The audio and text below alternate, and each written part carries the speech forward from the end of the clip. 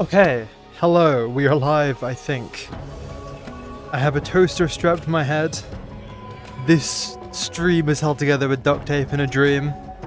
But I think we can make this work. First of all, hello everyone, can you guys actually hear me? It's going to be the most important starter question.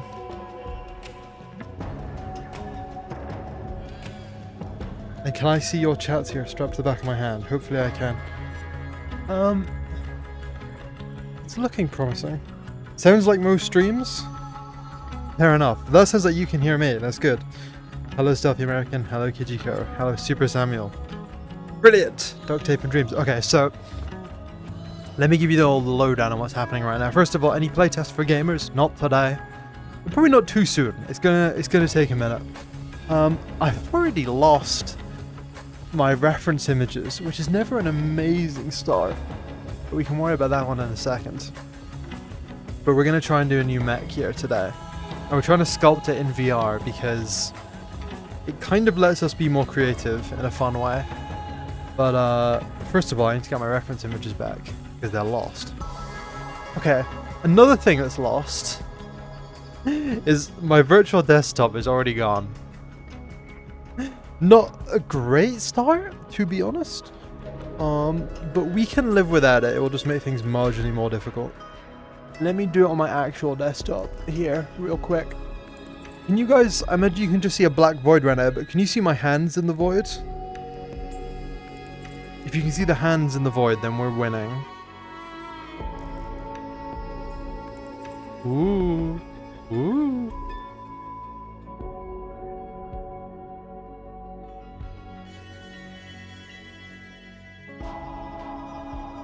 Yes? Oh, brilliant. Okay, great, great, great. I'm just getting out my reference images back then, and then we're good to go. I'm peering through a tiny nose hole in my blindfold. Visuals might get a little bit weird here for a second. Import reference images, grab these, open, continue, continue. Okay, great. These pictures here are very important. Making art without reference is like, impossible. Cannot be done by mortal men. Well, some people can pull that off, but not me. So...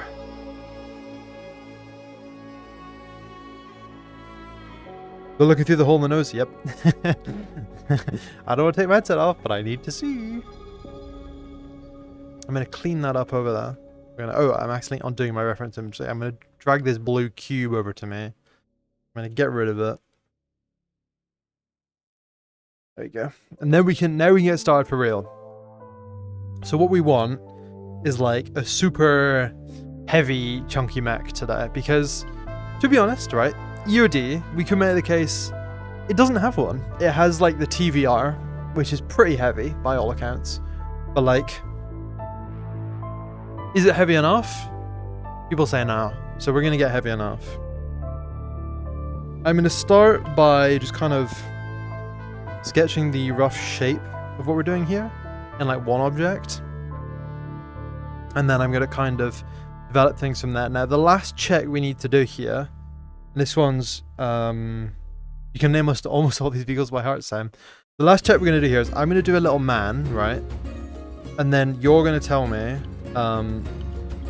is the little man standing up, or is he like, you know, upside down or whatever, because I want to start sculpting not upside down, and it's really easy to start upside down in this.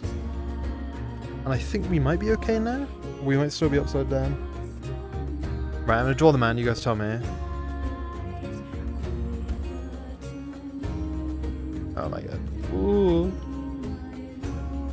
That's not a man, that's a McDonald's logo. This is a bit weird how this is working right now. What is going on? Right, the mirror. It's just... Can we bin off this layer here? No. Right, I might need to start a new file. I'm going to re-import the reference images again. Eastern STRF 9040. Yeah. How many guns are we thinking? Probably like 2 big ones and 4 little ones. Are we bullwalking it or are we decorating it today? I think we're definitely bullwalking it today.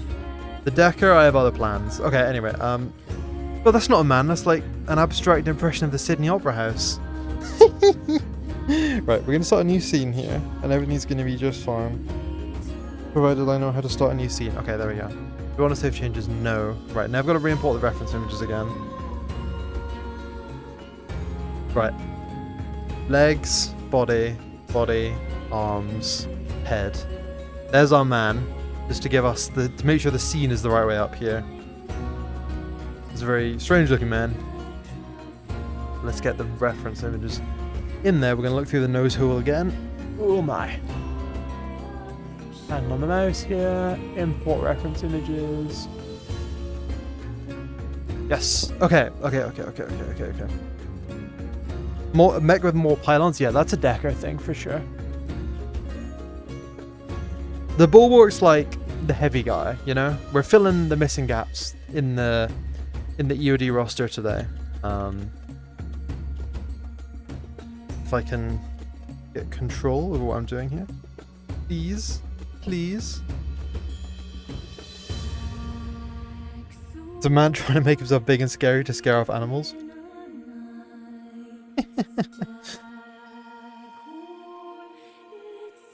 Okay. Got our reference images. We've got a man. We've got a good mirroring axis. So, one of the things that's weird about this software is that, well, to be honest, there's a lot of things that are weird about this software. But one of the things that is weird about this software is that if you start mirroring wrong, or like if you start the wrong way up, you're basically going to be like that for the duration of the project. As best I could tell, there's no like good way to correct it later on. So, getting this man established here is an important start. We'll call him our pilot. But now we're going to figure out the bulk of this thing. The internal weapon base honestly would be awesome. Me and Ethan were talking about like internal cannons on aircraft and how cool they are. We have no idea how we'd put it in EOD, generally speaking. Everyone say goodbye to the man. But they are freaking awesome. So, we have our kind of... It's a little bit bigger here. I'm going to increase the resolution. And what we want to figure out first of all is like... How am I going to shape out this top section? And I want to have a shape that kind of hasn't been in EOD mechs before. So let's stick on the angle constraints to like 15 degrees. Kind of open like the missiles you guys have. Yeah, that would be cool. The only problem is then we'd have to like build it onto like the mech's base. And like that's actually, you know. Then we'd have to like retroactively build it onto like a bunch of other mechs. I'm going to experiment here a little bit.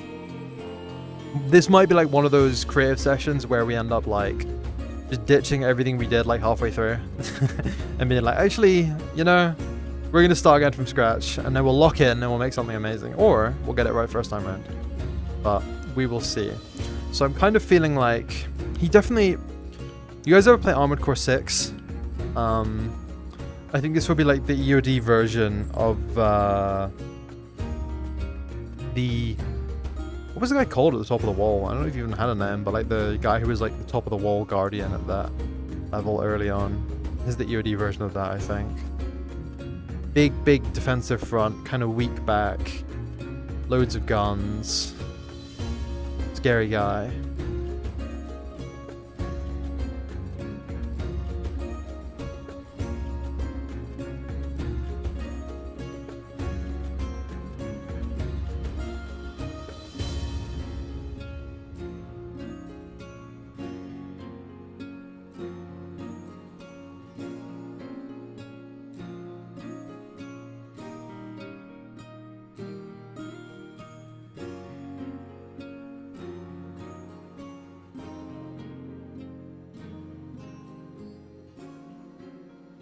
I feel like there's something to be done with a big, like, heavy square front end like that. But it might be a little bit too, was the wall guy called Juggernaut in Armored Core? But yeah, no, like, we don't want to go too far, but I think there's some... We don't want it to be too much of a cube. It just needs to be just enough of a cube to work out. Strato Fortress, honestly, would be kind of awesome. Although we already have the name. We know we want this guy to be called the Bulwark, because it's just like a... It's an iconic name. It's a great name. It's a name that I think has not yet been monopolized by Battletech, and we always try to do something creative in that regard. We do want to give him a big flat top, because obviously in EOD it's pretty important to have your flat top, because that'll give you this kind of like I hate the way his face looks right now. If you have the flat top, you have all this position to put components, which is just important for the gameplay. I'm feeling like the big chunky front, but like not like this, you know? Like, we're not there yet. We have the idea, but we have not yet reached the destination. We could go a little bit rogue here actually, and we could lower like the gun positions down a bit. Just kind of put them in like here. I'm trying also not to make it into like a... The Bulwark, it's an iconic price. It's 9 to 4. I want this to have a sort of unique... Like, I want it to be recognizable for what it is, you know? I want it to be like, okay, I see what I'm seeing right now. This guy's like heavy, he's big. He's gonna do some business. But he's weak around the back. That is terrible. Thank God for the undo button. No, just delete the whole mech. Okay, here we go. I think what we can do here maybe is something like...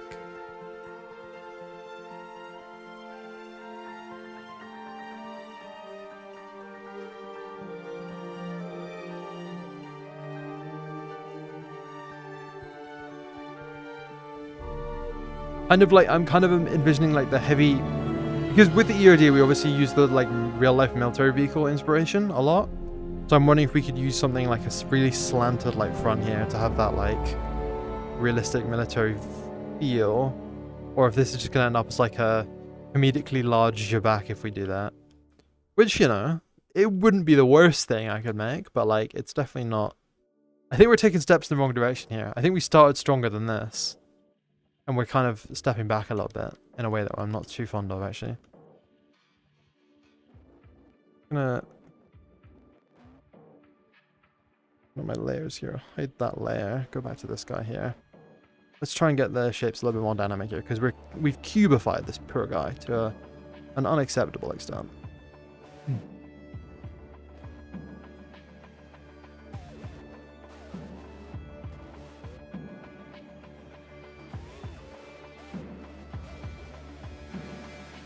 Getting better, getting better.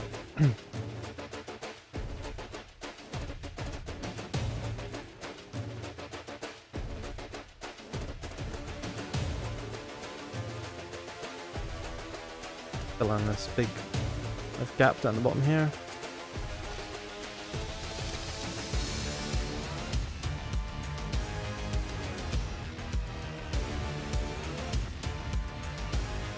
If we're taking inspiration from real life, where's the mech that's rounded instead of angular? Like, how, octagonal middle, that could be cool. So like, what kind of rounded, like, military vehicles are we talking about here? Because obviously there's a lot of rounded airplanes, a lot of rounded helicopters. What kind of, like, rounded are we talking about here? Text from Ethan here, let me just check these, see what he's saying.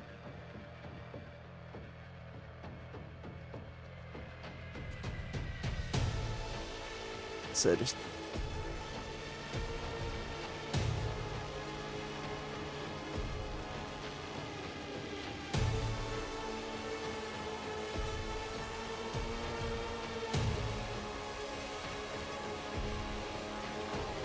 little sip of water. Yeah. I wasn't joking earlier on when I said I've strapped the toaster to my head because this thing is so hot. Like, this headset gets so hot. I can't actually check the Discord right now either because the software I'm using has broken my, like, my virtual desktop is broken.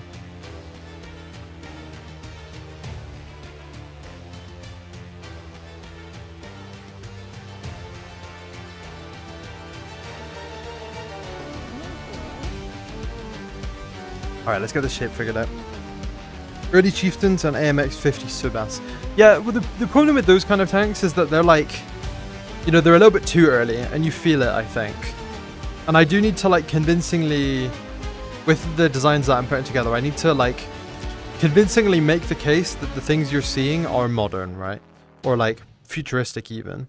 So, as much as they're kind of awesome, unless they feel like at least something that would be used in the modern era, and, like, the Subas kind of doesn't. Hydration is key. True. Hello from the other side. I see you've made your way to Twitch. Anyone who is on Twitch, by the way, there will be no redeems this stream because this stream is already a technical nightmare. Trying to do any of the redeems in VR or to like transition in and out of VR would be damn near impossible, unfortunately. So just anything you do redeem like with the channel points, unfortunately will be wasted. So don't do it.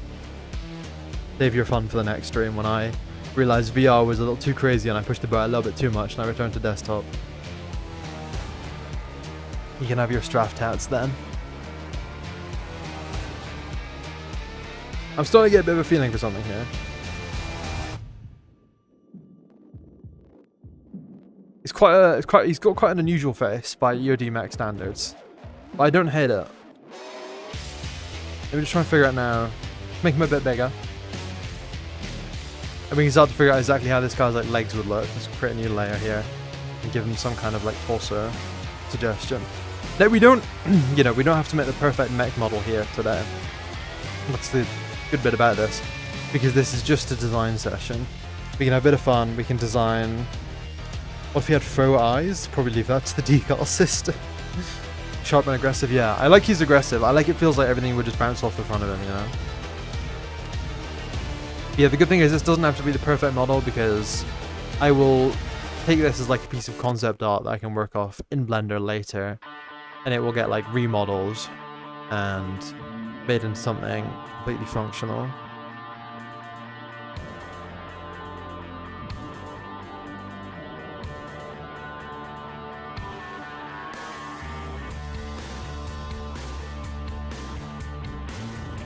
Will we ever do a mech with 4 legs? Honestly, probably eventually, yeah.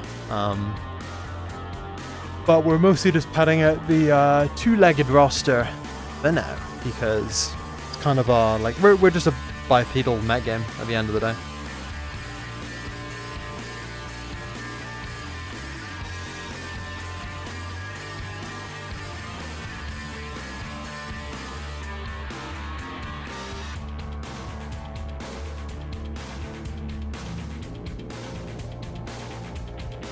What I'm thinking about here is like the up and down torso pivot and how that's going to be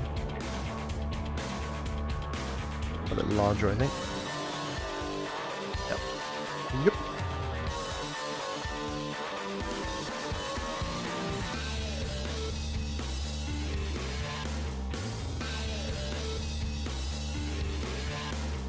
So if any of you guys in the chat right now, my eyebrows.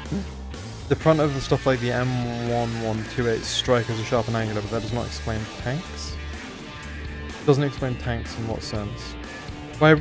Oh, you're curious why mod vehicles are sharp and angular instead of rounded? Because they bounce shells better, I think is the simple answer. It's more effective armor. I think if you have a rounded surface, you're more likely to get like a straight on, you know? But if you have a flat surface, like if I have like a, if I drop down like a sphere here, right? Got that lag there, nearly crashed I thought. If I had this sphere and I was shooting a tank cannon projectile at it, right, like that, there's like a pretty large like flat, relatively flat like area across the front here, right? But if I was shooting a projectile like at this, it's like, I can bounce it off here, oops, like I would bounce off that, or like bounce off that, or bounce off that and like double ricochet away.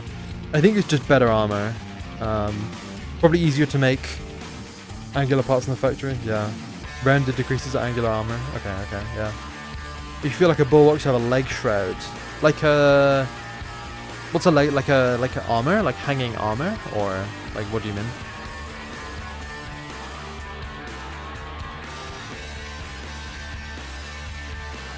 It'd be more terrifying when the mech will start hovering with back jets. I mean, some of our mechs can do that, but this one I feel like definitely would not be in the hover with back jets camp. He's too big and heavy, you know? He skips his diets, he eats it all, he carries the big guns, and he has no mobility as a result of that. And I think for me, I like to play mechs with mobility, but I know that not everyone likes that. Some people just want to be like the really big heavy guy, and some people also just like it. I don't know. I know we need more variety in the game, because variety is just better. Do, do, do, do, do, do. This feels like it's definitely going to be one of those like let me cook type scenarios because it could be a little bit rough for a few minutes, guys. I'm not going to lie. While I figure things out here, it might look a little wonky at times, but we're going to get there.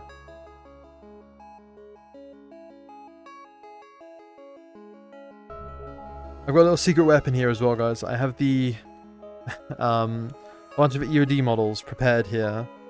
You vibe with hanging leg armor? Yeah, it's cool. Mech with shoulders? Yeah. So what I have here is a bunch of the different EOD weapons and hardpoints ready to like plop down as their own kind of things here. I can just drop them down and we get a feel for how this will look once you start equipping it with kind of like heavy weapons, light weapons, that kind of business, and then we can build it up from there. Can we get rubber anti-heat skirts? Is that what they're for? I thought they were mud flaps for like not getting your tank muddy. But then I thought about it. I was like, well, they wouldn't care if their tank got muddy. But yeah, I actually put some like rubber flaps on the Jabak just because I thought it looked cool. And sometimes people notice them and they're like, that's ridiculous. And I'm like, yeah, a little bit.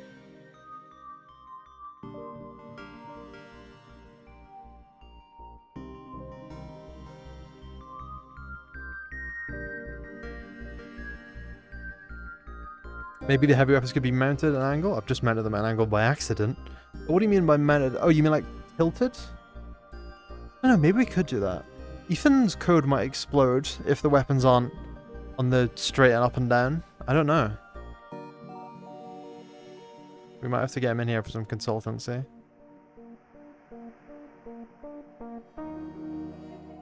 That looks terrible.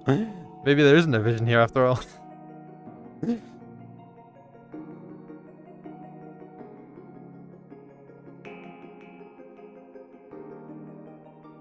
A little sippy of water here while we think about this.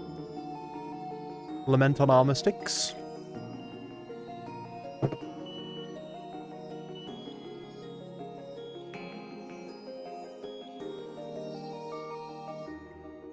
The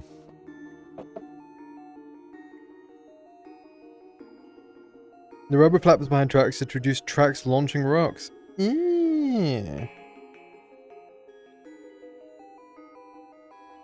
But tanks are gonna get dirty no matter what you try and do. I mean, that's kind of it, right?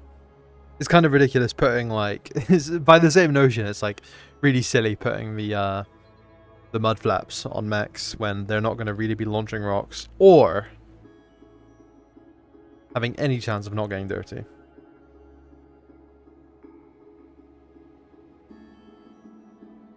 Don't you guys worry, I hydrate a lot. Some would say a little bit too much.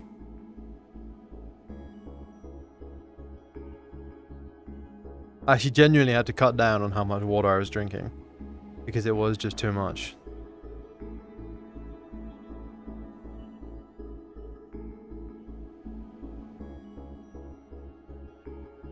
But on a hot day like today, in a VR headset, maybe there isn't too much. Maybe you can't do too much.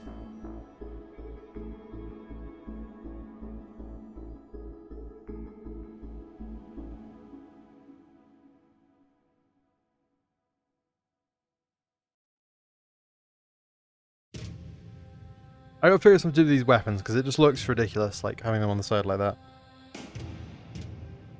Figure something out. I'm just gonna. Oops.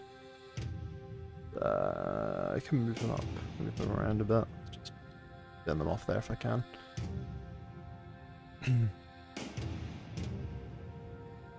The problem is, I don't just want another Velikan, you know what I mean? Like, we've Velikaned pretty hard already. Like, some would say we've Velikaned twice, right? Like, we have the, you know, we have the Tempest.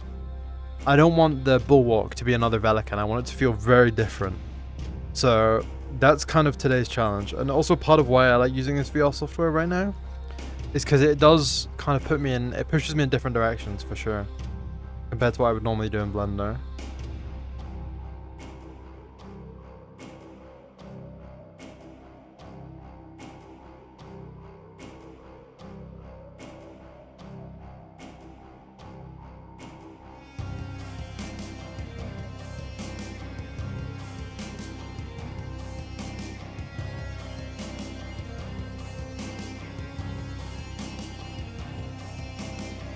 Okay, yeah, those TA2 things I do not.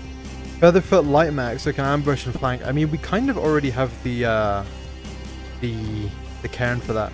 Hop over to EOD General if possible. I will try, but like I mentioned earlier, my virtual desktop has been assassinated by the streaming software I'm using, so it's a little bit difficult to check.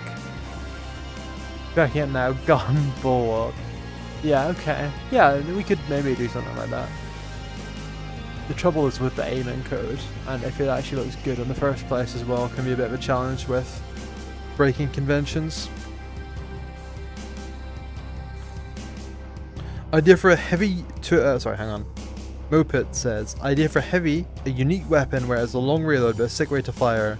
It opens its mounts and fires. I guess we have like the railgun where it like opens up kind of slowly and then it shoots, which is pretty close to what you're describing, I think.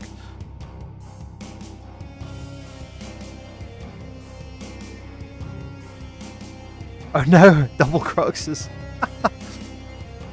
Guys, new weapon, hunt gun. What's the scale in comparison you think of the TVR? He's going to be like the same height as the TVR, but just like so much bigger, you know? He's gonna have a lot more chunk to him. He's going to be big. He doesn't really have it right now, but he's going to have it. I want him wider, I want him heavier, I want him scarier than the TVR. But about the same height, because the game has been designed so that nothing should be taller than the TVR. Because TVR is really tall. But when you look at this guy next to a TVR, it's going to be like, damn, this guy's huge. And the TVR is like medium huge, but this guy's huge, you know? And that's all going to come, I think, through the bulk factor that we're going to deliver on this guy.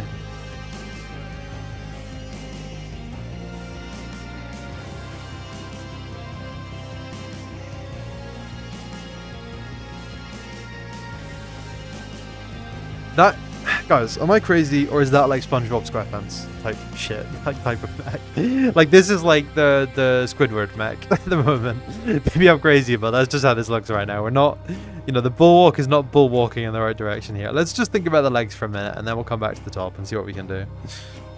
Would it be cool to have a mech that carries a large shield? I think in my vision of it, like this mech is a large shield, you know, like this guy just will defend you from anything. Like, he just stands in the way, and he can take the heat. But he can only move at like 30 kilometers an hour tops. So, it's kind of my vision for it right now. It seems like a duck mech. Yeah, it's Squidward. I think we can definitely do something with the top to make it less goofy. I'm gonna have to spend some leg time right now, just so we can figure out like the proportions of this guy. Oh my god, it's only getting Squidwardier by the minute. Seems like a duck mech. Yeah, I'm feeling it. Crazy hips, holy moly. Bring this down a little bit here. Yeah, I think I have like a mech I'm like naturally inclined to make. And like the mech that I'm naturally inclined to make is the Tempest. Like, in my natural habitat, I would just make Tempests over and over and over again. I mean, we've all seen it, right? Like the last sculpt I did, if you've seen that in the chat, it was just, you know, he's doing the Tempest again, yeah, but like we don't want that. We need something fresh and new. Holy proportions.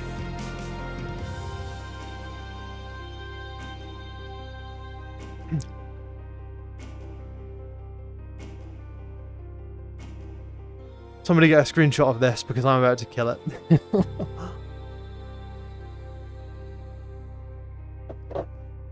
The good thing about this, like the way we're doing this right now, is super quick for iteration, like doing these kind of concept pieces. We're not like hours deep in modeling, we're like 20 minutes deep in modeling, you know, and we know we don't like it.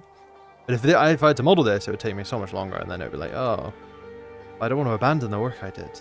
And then I might get stuck to a bad idea, but this way I don't get stuck to any bad ideas, in theory. Unless I like the bad ideas. In which case, what can you do? Right, the top part definitely needs to be wider and chunkier, I'm thinking.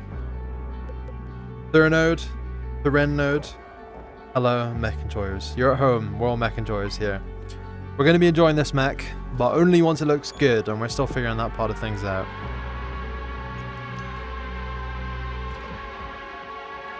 He looks a bit like a duck right now. We're figuring it out. We'll get there. We'll get there. We just have to trust the process. I might spend a few minutes like looking at my reference, just ponder where I went wrong, and then bring it all back.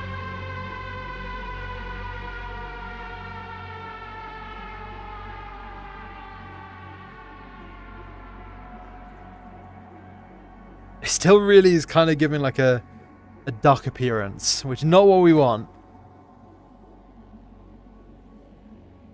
Let's take a second. Let's just take a second. Scale the tips down a little bit. Move them back a little bit. Move them up and in a little. There we go. Move this forward and down.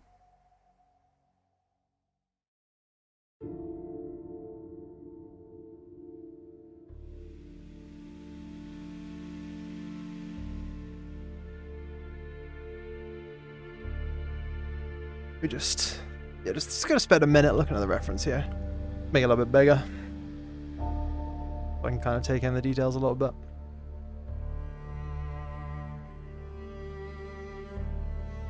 Now, in real life, what's so bad with the heavy duck mech? Yeah, man, I don't know. It's just not how this was meant to go.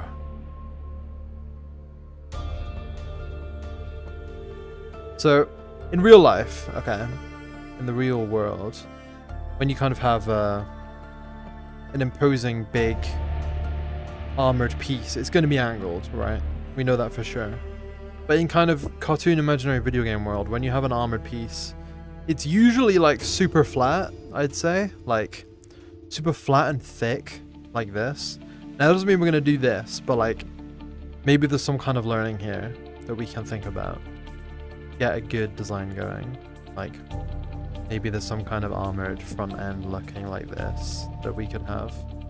Now, let's be honest, that's definitely not it, but maybe there's something that we can find along the way.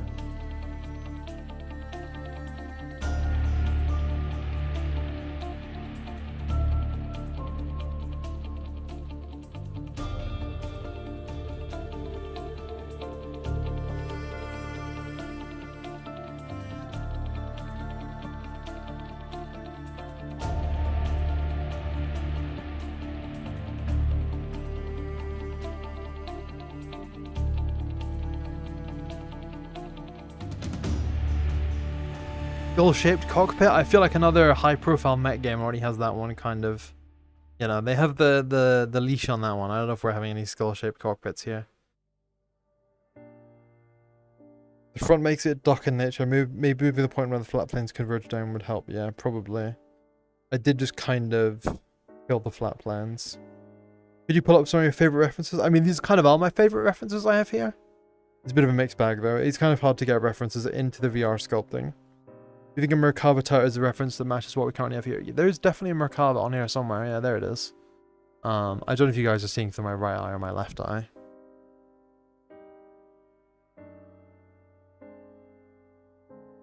Oh my god, look at that. It's like a mech that like got his face like blown open with a shell.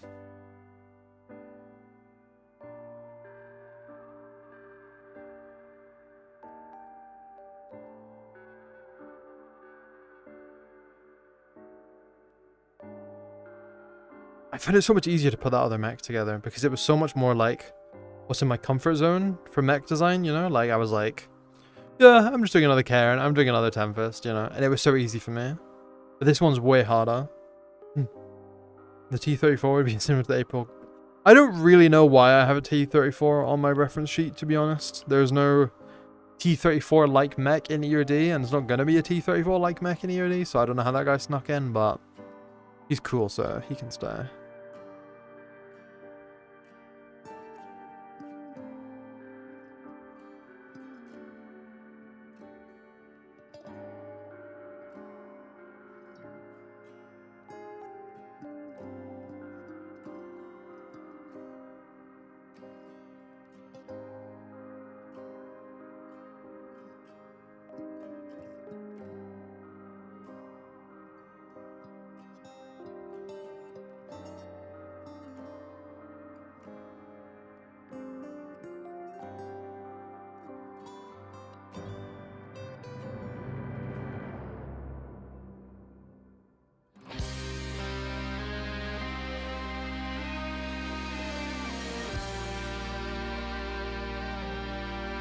Guys, that's pretty cool. It's kind of like Ducky, but like...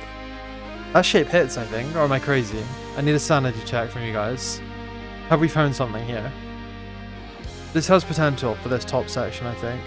Like, we layer this up with like the right kind of mechanical details. An angled look would make sense. Yeah, definitely.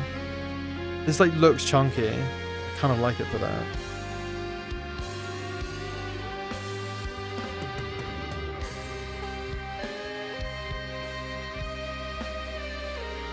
Yeah, I think we found our mech, you know? Which okay, it's time to have pretentious artist mode. But like not pretentious enough because I don't know the answer to this question, but which sculptor was like, the sculpture is already in the clay, you just have to discover it? Like, who said that? Because I know that's like one of the famous like sculptors said that. The mech is already... Oh, you think it's a fast mech? I'm not so sure. Maybe.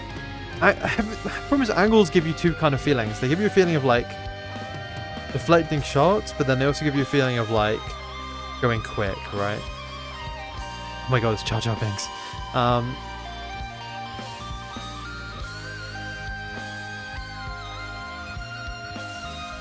I think we can make it feel chunky enough if we just work it right. If we play our cards right, we can make this feel like a really big guy.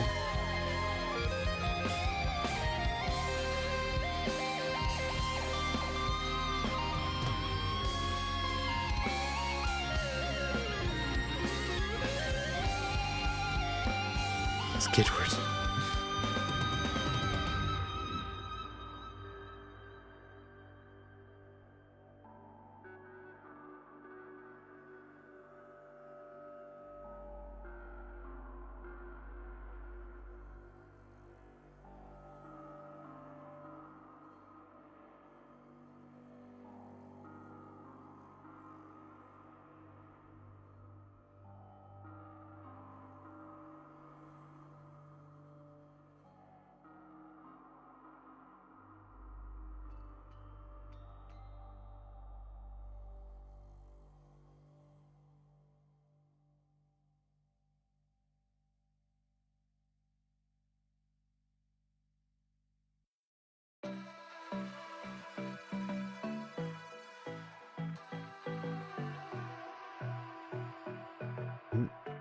Focusing a little bit here. I like what we're going on. Thank you very much. I think there's potential here. I just want to make it feel heavy, you know? I think we can do that with these like side parts a little bit too. I think there's some heaviness to be found there. And then I think a lot of that heaviness is going to come from the legs and the hips too. It's not all going to be heaviness from like the torso.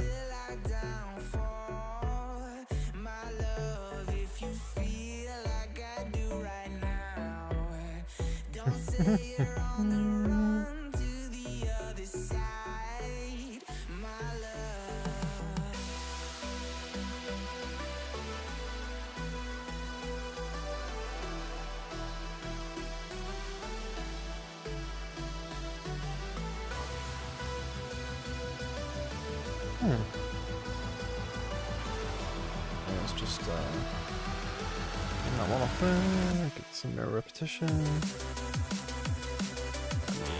Yeah, lovely.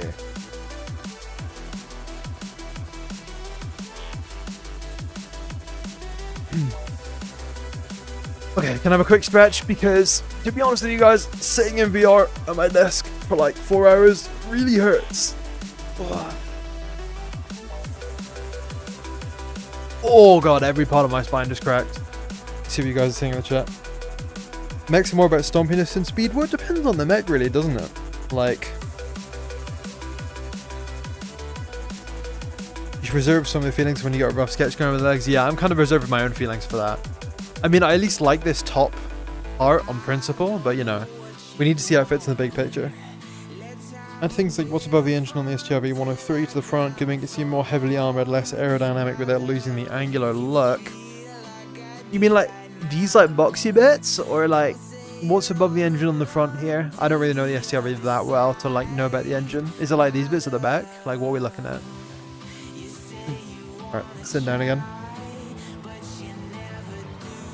Feet with 2 toes in front and the back of the feet, yeah. I think part of this is going to be we have to break a couple of EOD design conventions. And those conventions have been various things like feet in a certain way, you know? Like, most of the feet I've done on mechs has been in a very certain way. And we're probably gonna, break that down a little bit. Engines on either side of Canaveral. Yeah, cool. Hello, Trouble Monkey. Welcome to the stream. We're figuring out how this new super heavy mech's gonna look.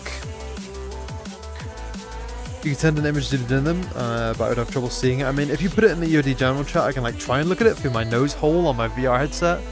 But yeah, no, we're a little stuck right now on that.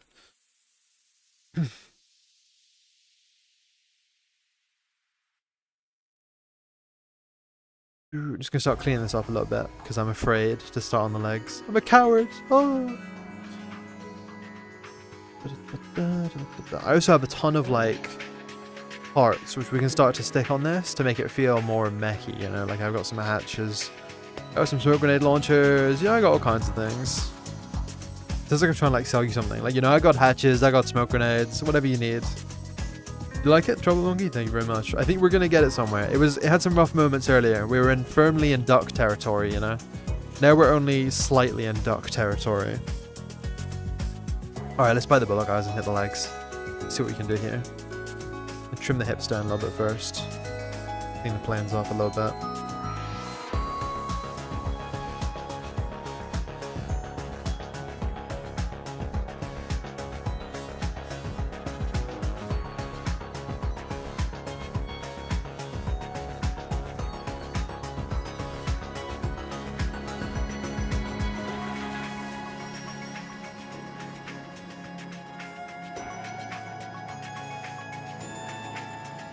Hatches, smoke grenades, we got everything at the EOD store.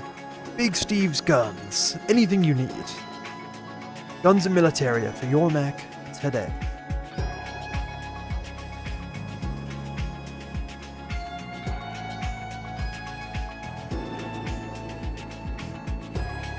Image sent, sweet. Okay, I see, Now, my only concern about that one, Super Samuel, is because I already put that on another mech in like quite a recognizable way. I feel like I might bring too much of that mech's DNA onto this one if I was to use it, because the Jabak is like basically like it just is the STRV 103, right? Like we can't be around the bush on that one. It's just the STRV 103 mechified.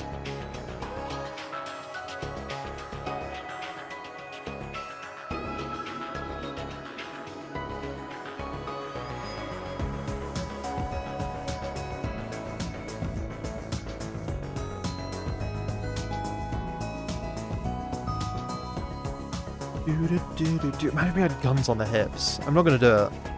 Just imagine.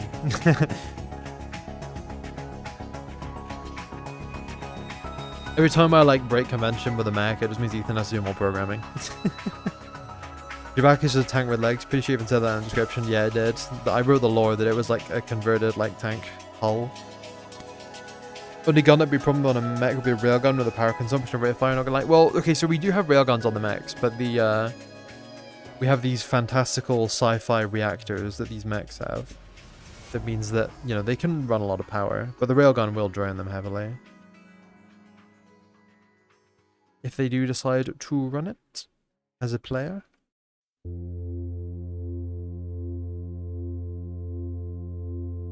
Does your back even have those things? Yeah, it does. It has them on like the top, like the molding. Like the lines that go like sideways across it. It's all there. The Jabak also kind of looks a little bit like a BMP, if you know what I mean. There's a bit of like, because the angling being not quite as strong as the STRV 103, like it has a bit of BMP vibes to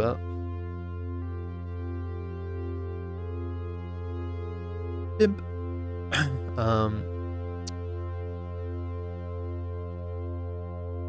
Let's see, okay. We have them hips. It's time to stop being afraid. It's leg time. Okay, so we have two options for legs, guys. okay, technically speaking, we have like 3 options for the legs. There is option number 1, going like this shape here, and then having like, well, let me just draw a bit better. Like you have the middle bit, like a middle, like the top one, a middle joint, and then bottom joint. Now this is kind of like an interesting leg design. It's definitely my most favorite. Like almost every EOD mech has like this kind of leg. Next one, right?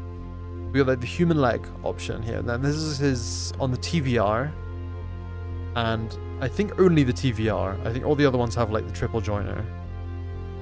But this leg definitely feels like chunkier on average when you do it like, you know, with like a big thigh and like a big calf.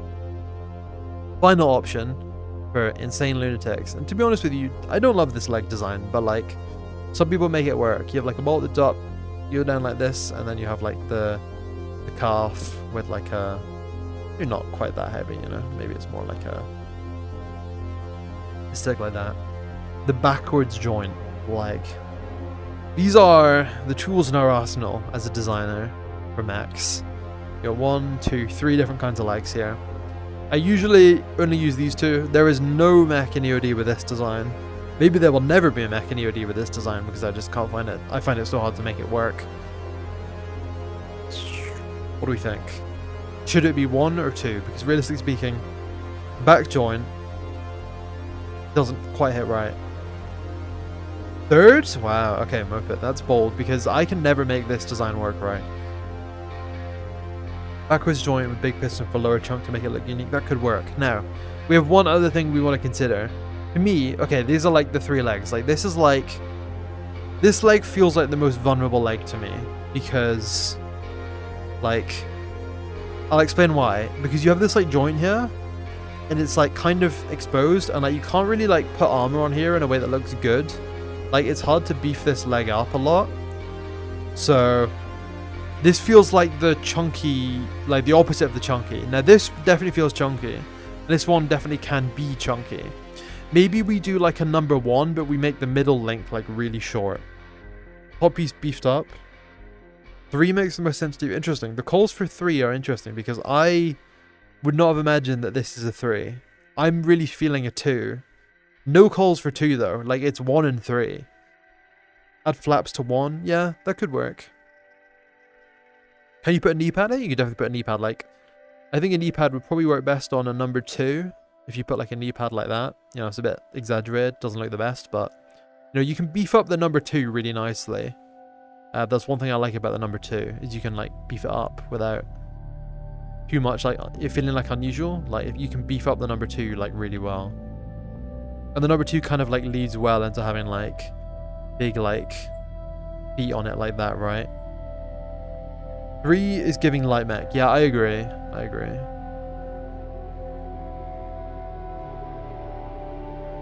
But you know, you can like beef up the number 2 and I kind of like that. You can probably beef up the number 1 as well, honestly, if we got creative enough. Like, you can beef up the thigh first of all here. Give that some like oomph to it. 2 feels the easiest to bulk up. 3 feels more like first a jumpy mech. Yeah, 1 feels fast and agile, not like a bulwark. Okay, yeah. That's kind of leading me towards number 2, especially like this combination of shapes on number 2 actually doesn't even feel that bad, even though it's like a squiggle. Like it feels like I could kind of see that being translated across to there. Make 1 chunky and put a big armored flap. I am the number 1 chunky argument. I can see it. It's just a bit harder, I think. Like if we beef it up, we make this link a little bit shorter, but like fatter. Give it like a knee pad or something, you know.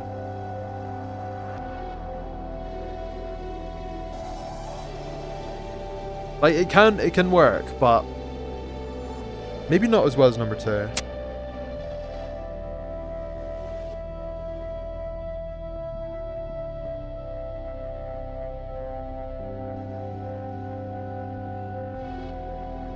Let me get a sip of water and then we can decide.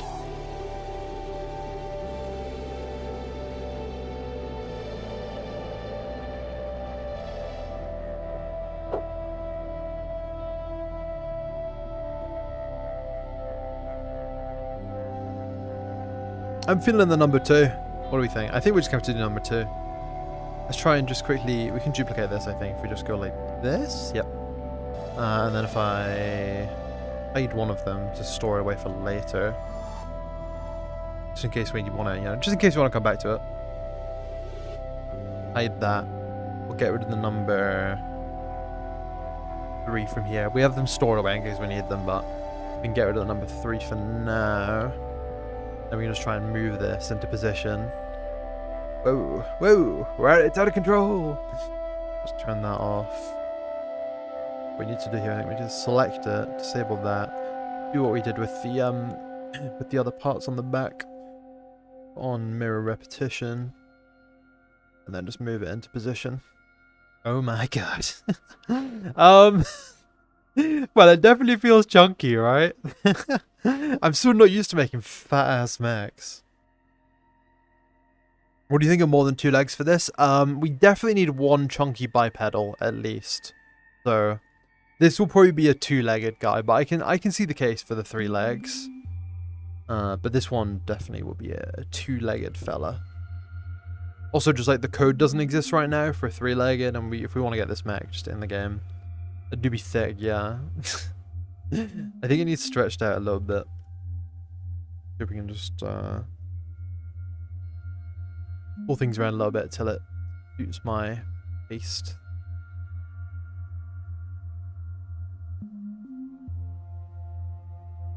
There's an important like mech fact for you guys here, if you're ever meching it up and making your own designs. Really important that you can feel the center of balance in the mech. And the center of balance should always come in about the middle of the torso. You should kind of hit that torso point. And then it needs to be in the middle of the feet. Because if the... Would it be simpler if you add a joint function to make it easier to attach legs to a future mech? I don't know. Definitely should be a wider boy. Yeah. I think wider? Yeah, we could probably make it wider. We could like... Hold on, what if we were like... Oh my god. Yeah, it shouldn't be like a tall boy, it should be like a wide guy. Hey, you're a wide guy! Yeah. This is such new territory for me in terms of mech design that we're gonna struggle a little bit before we get to where we're going. But I think that's what should make it a bit more interesting. Michael Jordan mech, yeah, too tall. I think making it wide is going to be the MO for today, and I don't know if you've checked the roster, but I've never made a wide mech before. It's not my natural inclination, so we're gonna be challenged a little bit by this. Bubble Monkey redeem 1 Jabak added to the screen. Oh my god, that popped up. Unfortunately, you will not be getting your Jabak, as I mentioned earlier. I can't do any of the channel point redeems in VR. Nice to see you there, Trouble Monkey. Sorry about the Jabak incident. I stole your channel points. But for what? For nothing.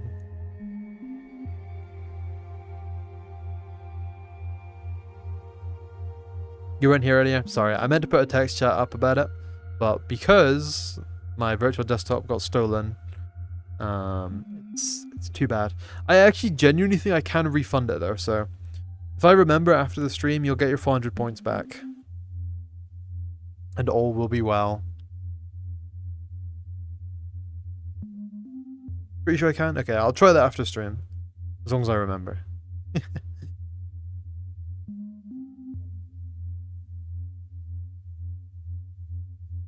This mech design is insanely dumb right now. I'm really not used to trying to make a wide guy.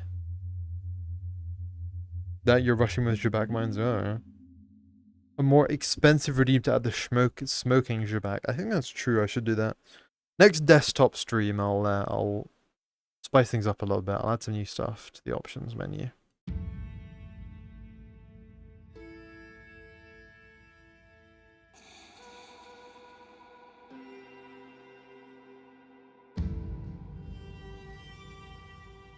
It doesn't feel right, does it? I feel like legs should be shorter. Yeah. I don't know. It kind of goes in like weird gremlin territory there.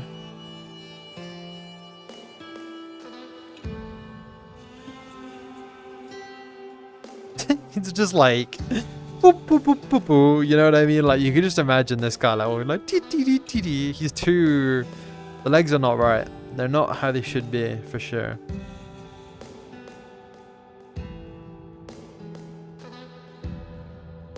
Don't judge on finished work. It may be done, but it's for now. Yeah, I mean, yeah, but like, you know, making a mech is like a constant stream of like judging and figuring things out. So I'm gonna be judging it forever, even after it's added in the game. But the judgments I make now, at least, we can do something about, and we can kind of find a way to. I feel like his legs should be really close to his also point, but that looks really fucking weird. A bit more realistic when the legs bend a little. Yeah. I mean, his legs are kind of a horror show right now. Like, you have just the top part, you're like, whoa, that could be a cool mech. You see the legs, oh my god. Maybe not. Do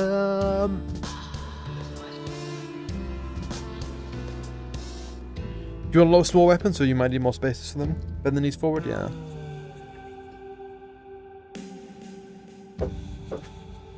I think what you guys are saying about the knees is right. Let's just tidy it up a little bit and then let's bend the knees. I'll cut the feet off for now. And then we're gonna slice this at the knee. And then we're gonna start moving things around, see how it feels. Just quickly do this a little bit here, so I have a bit of better mass to move.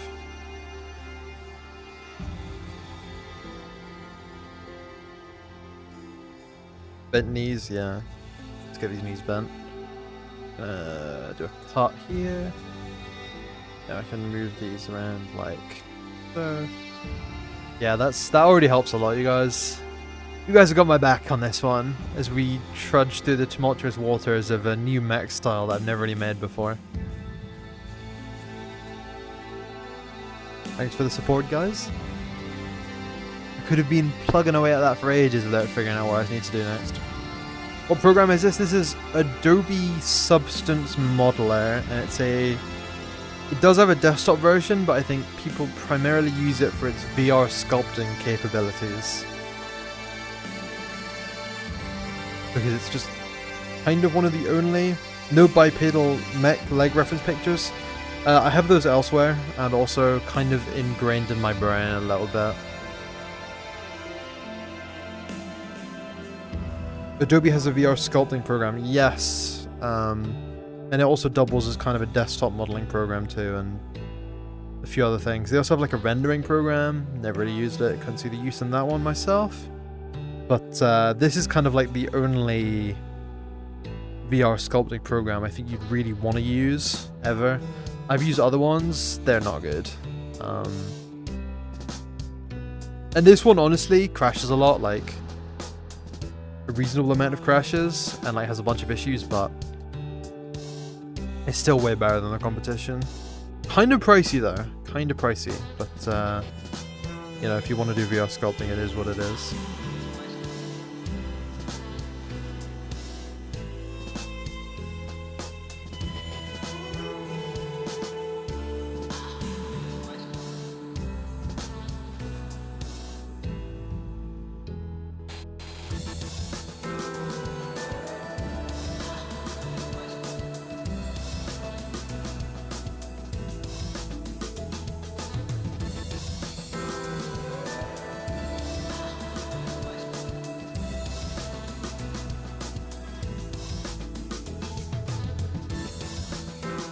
Maybe a top-mounted heavy weapon.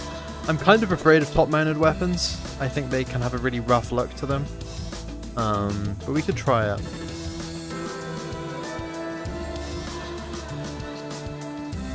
Let's just try and figure out something with these legs first, and then we can look into doing something like that. No, that's definitely not how that should be. More like that? Yeah, probably. We're having a bit of a center of mass issue here for sure. Oh my god, there's a fucking spam bot on Twitch, and I'm in VR right now. That guy's an asshole. VR sculpting models for games, now you've seen it all. I suppose it's important to mention that this is like really more of a concept piece than anything else. We're not going to put this directly in the game. It's going to get like remodeled, textured, optimized and everything. But like doing this kind of process definitely lets us like figure out more interesting ideas. Now I'm going to drop a bomb on this spam bot on Twitch. If you just give me a second here. Let's get this guy. How do we get him? Come on.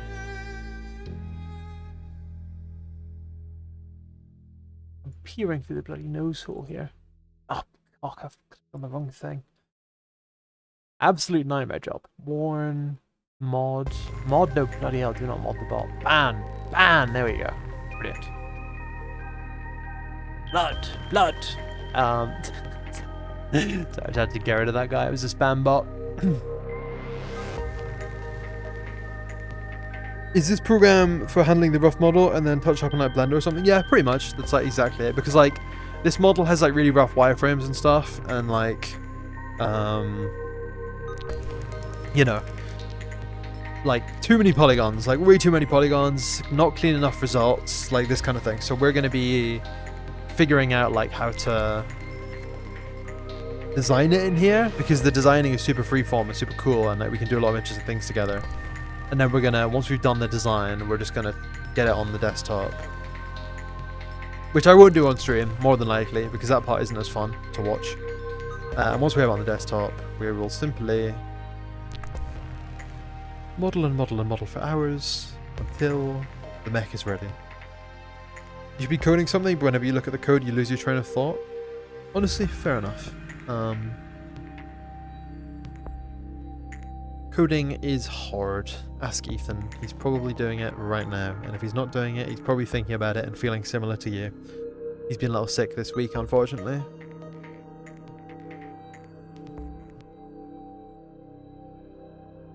You got the PPT4 flu. Did I ever play Chrome Hounds back in the day? Unfortunately not. I kind of wish I did, because it looks like it was really cool. But I just never played it. I wasn't really on the Xbox at that time, or on like anything that could have played it. So I just missed out on it, unfortunately. You only sculpted once in Blender? Blender sculpting is kind of nice, although I never use it because I like ZBrush more.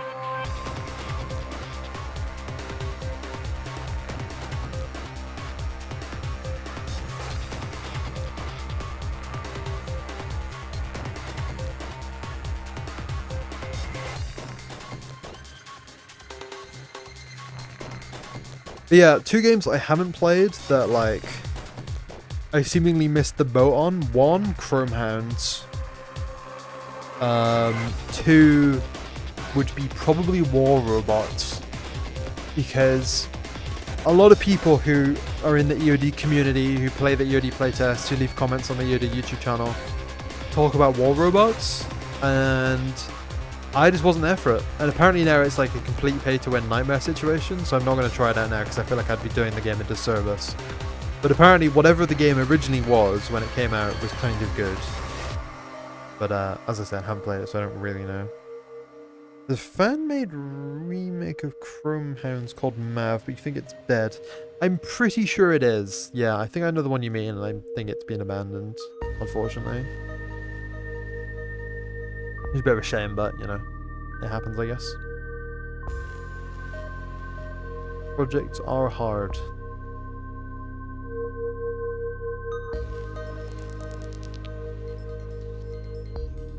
Yeah, people seem to just say that War Robots is bad now, which is unfortunate because I'm sure it had its heyday. But I haven't played it to confirm either way, to be honest, so I just don't know.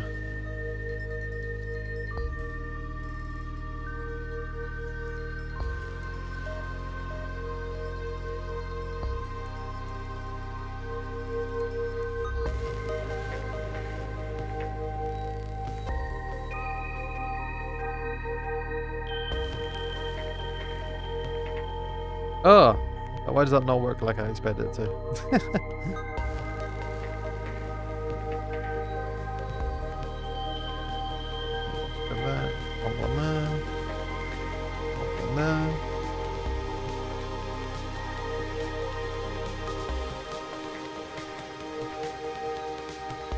Kind of going in on that armored flaps idea that we were talking about earlier. War Robots are not fun anymore, unfortunate. On MOBA at the yearly stage it was balanced, and after 2015 it was a big pay to win. Yeah, I was I don't know, I wouldn't say I wasn't playing mech games in 2015, but like I was mostly playing, like back then I would have been playing like Arma mostly. I think War Robots was only a mobile game at that stage. I don't think they had any of the PC versions of it yet, so I wouldn't have been, wouldn't be doing anything like that. I love what these do for the bulk of the mech. Actually, it's really nice.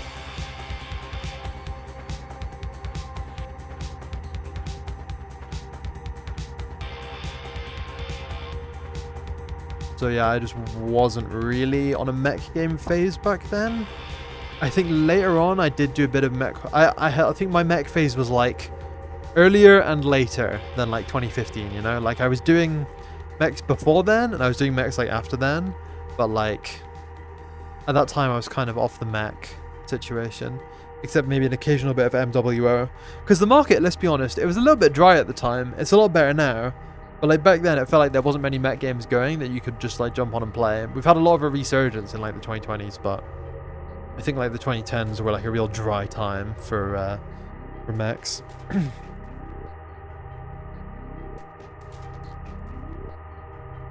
Another mech with 2 heavy slots, yes, but this one's going to be really slow. It's going to play pretty different to the others. Like this and the Tempest are like opposite ends of the spectrum.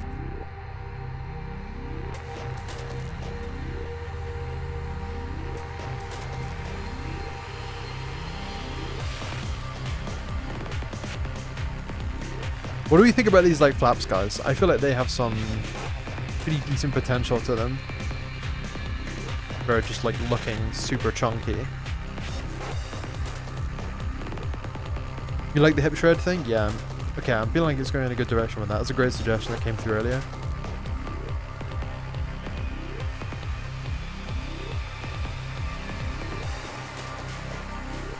Maybe scale up the upper torso a little bit more horizontally because it sounds like a bit small compared to the legs.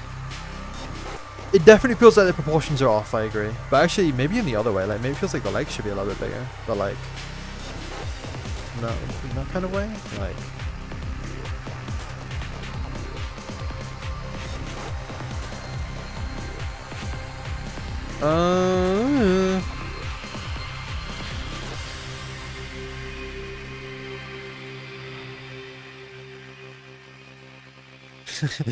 I'm glad you had a good time, player of games. And you're using Linux, like Proton, you must be like on Linux as well. And we've never done any official testing on Linux, but like the compatibility work that like devs have done these days to make things work on Linux just like out the gate is quite incredible that EOD just can play on Linux, even though we've never once officially tested it. And don't like officially support it yet. We will officially support it because Ethan wants to do that, but it's just amazing it just works on Linux out the gate. Heavy mix with hinged flappy armor like tank scripts in the 1970s. Yeah, like exactly like that. Kind of the way we're going with this one. Last year you had more issues than a friend I was playing with who had Linux. Guys, I had to... I'm not going to try and go on like one of those like serious rants on this stream, but like tech is getting rough right now. Like using tech is getting rough right now. I had to downgrade my graphics drivers and like try like 3 different things because the new NVIDIA drivers they shipped, I think it was responsible because once I downgraded them, like I upgraded my NVIDIA drivers, PC blue screening all the fucking time, super annoying when I'm trying to work on the game, when I'm trying to play games, when I'm trying to do anything, my PC is just crashing out. Had to downgrade the drivers, it's been normal since. But yeah, I mean, it's getting rough, and like those Windows 11 updates and everything, I'm not even upgrading to Windows 11, I'm not even touching that. Seriously, they need to sort the software out. And I'm not going to go on a whole tangent about it, but like, I'm a game doer, I'm a game developer, like, I rely on these people to not fuck up what they're doing so that I can make the games and so that you guys can play the games, you know what I mean? I need them to not shit the bed on the basics, like shipping faulty drivers or Windows updates that break PCs, but look, the less said about that, guys, the better. Yeah, it's a scary time to update anything at the moment. Can't honestly in good faith recommend it.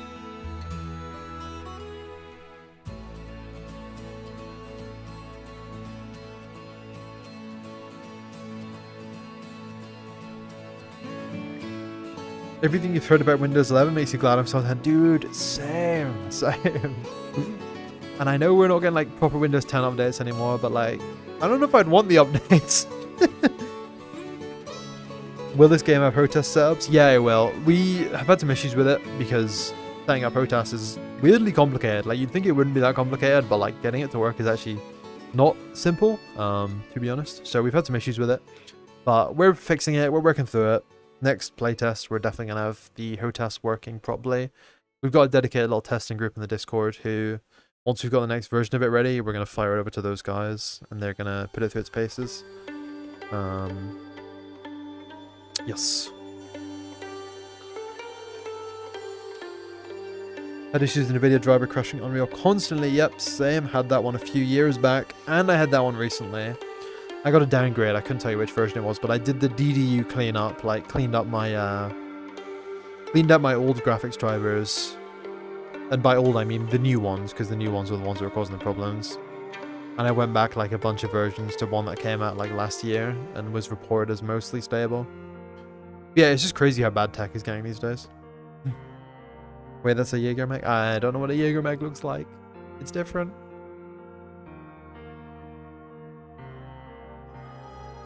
Yeah, Windows 11, it's basically Windows 10 with extra steps. I guess not good extra steps, I assume, from what you're saying here.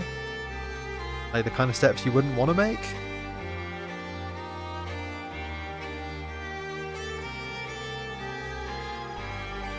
Every time you try to make a mech or anything in Blender, it comes out crap. Well, honestly, man, like, in the past, true for me. And guess what? In the present, still true for me. Sometimes I shit the bed. Look at the early parts of this stream. You're going to see a mech that looks kind of like doo-doo ass. Like, we're getting somewhere now. It's not perfect yet, but we're definitely getting somewhere. But yeah, no, I mean, like, it just takes a lot of time, a lot of practice. It takes good reference. Like this wall of reference images I have here. Make sure you collect some good reference. And if you want any kind of feedback on your designs or anything, I obviously am pretty passionate about mechs, so you can post them in the Discord and I will give you feedback if you ask for it. And if you're unlucky, I'll give you feedback if you don't ask for it. Developer who reads the chat and responds. I mean, I'm going to level with you, Thundering Vipers. I'm probably missing more chat messages this stream than any other stream ever, because I'm in VR sculpting this mech. I have this, the chat is like strapped to the back of my hand, so, and it goes kind of quick. Not like big streamer quick, thank God, because if it did, I wouldn't get a single message read, but like, I'm basically blindfolded.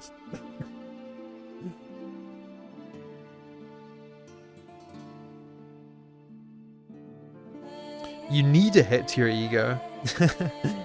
I mean, dude, I kind of know what you mean, because, how would I put it? Like, when you're making art and it comes out shit, it's really frustrating, right? It's super frustrating. For everyone, I think. Everyone who makes art will make bad art now and again, and they're not going to like doing it. They're going to be annoyed. And they're going to make damn well sure no one ever sees it, which is why streaming to you guys is a bit scary, by the way, because when I make my bad art, I don't want to make it live in front of, like, well, I don't know how many people are watching, and that's intentional. So, yeah. Basically, what was I saying? You're going to make bad art if you want to be an artist, if you want to make anything, if you want to make models. It's just, you have to take it on the chin as an inevitability and not get annoyed about it. And I can say that cognizantly, right? But, like, I still get kind of bummed out when I make something that sucks, because, you know, you just don't want to make something that sucks. It's like your ego. And every artist has it, and it's kind of, you can't, in my opinion, really be even much of an artist without some ego, because you have to be kind of egotistical. Not egotistical, that would be like a negative trait, but like you have to have enough ego to have the self-belief that people like actually want to look at what you're doing, right? And that's obviously, I'm still feeling a proportional issue here. You have to have the ego to have the self-belief that like at least people want to slightly see what you're doing. So, you know. Let's see. Maybe try add something to this thin plate that's not directly connected to the armor to this area. I could do. Yeah.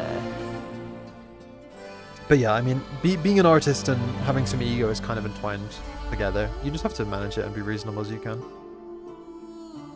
That's just like anything. You tried Blender one time to make a racetrack? Oh, that'd be cool. I have never really made a racetrack before. Actually, that's not true. I did. I made one racetrack because my friend is building like a racing sim, and I made like one like joke racetrack one time. But it was actually surprisingly fun to drive. Mostly because of his sim though, not because of my racetrack. My racetrack was like low-key terrible.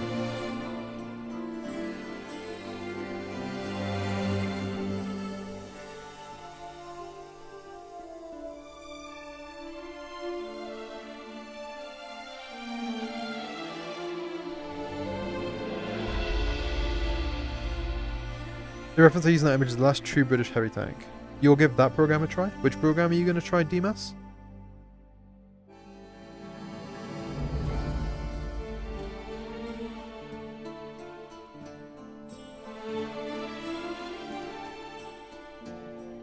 Blender, is it?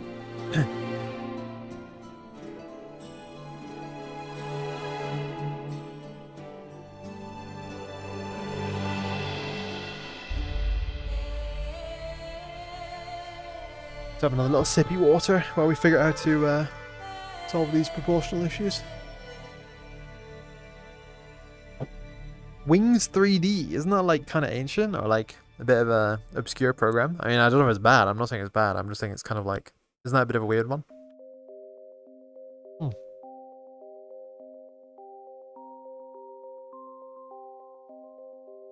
I think the proportions feel a little weird because I'm really not used to making like big heavy mechs. What are you guys feeling about this one right now? I think I don't like the silhouette that much. I think these ones around here actually hurt the silhouette more than they help it. Like, yeah. That... Well, maybe not. It's a little tricky one. It's a bit of a tricky one here. I think maybe... EOD mechs usually have quite a revealed, like, inside part as well. Let's try and, like,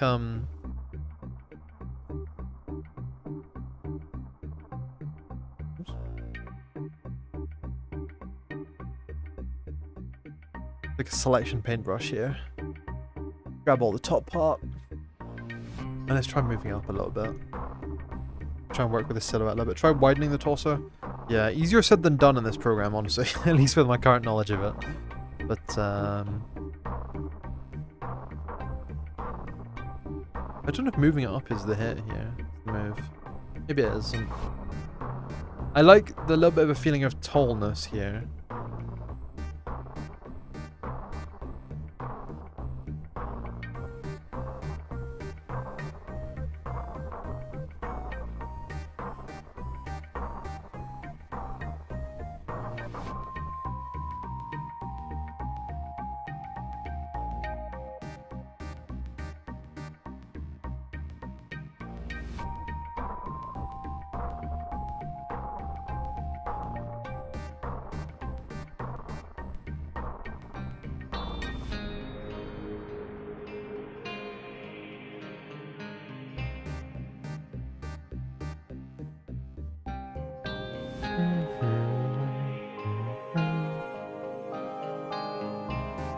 I got so lost in that Windows rant earlier. It was really annoying me lately. We should stick to the Mech. Stick to what I know. Stick to my business. Leave the operating system expertise to someone else.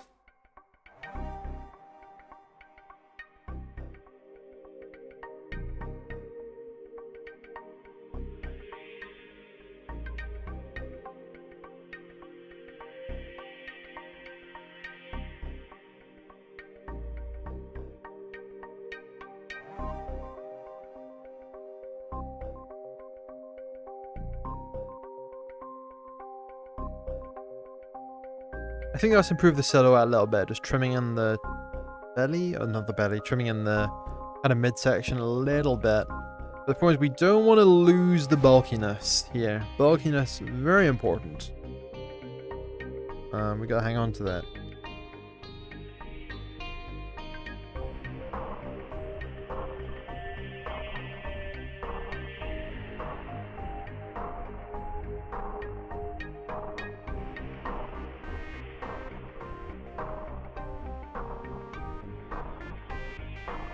What we might need to do is just kind of shuffle it around a little bit. Let me add the guns on. That always makes a big difference to how it feels.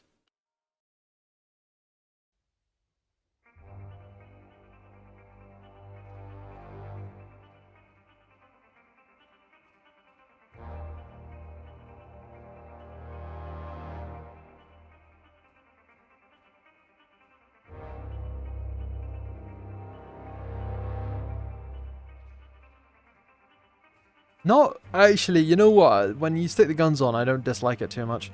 Let's see about getting some of the light weapons on as well.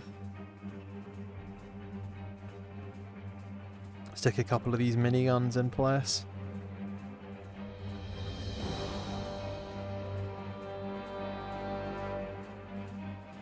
Yeah, we could double stack them here, like that.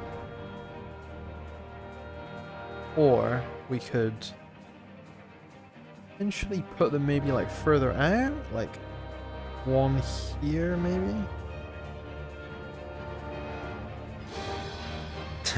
Or we can stick them in the hips. Ah!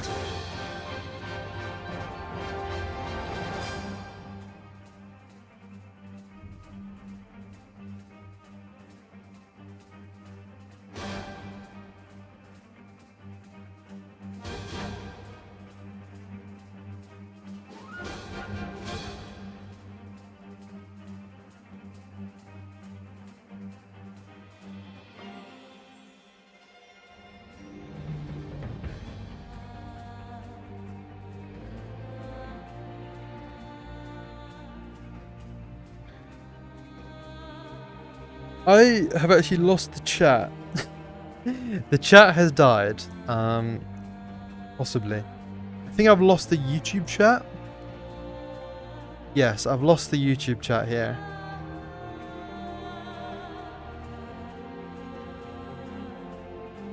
I'm not sure what to do about that. Give me a second, guys. Everyone's saying things on YouTube. Sorry, I can't read what you're saying because I've just lost you.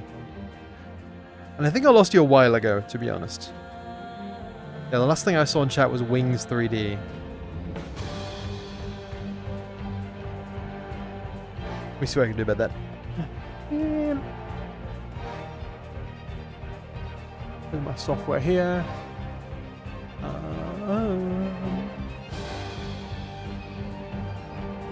Beamer kit. Chat general. A bit taller now with something called Bulwark. Yeah, I know what you mean. It's a bit difficult. I think we're gonna get it.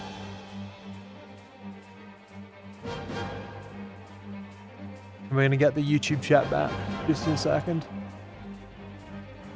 Hopefully.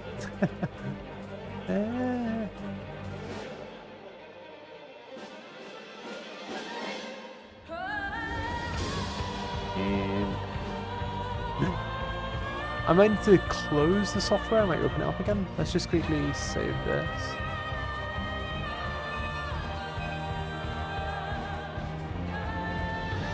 Close this down. Am I gonna lose my chat now?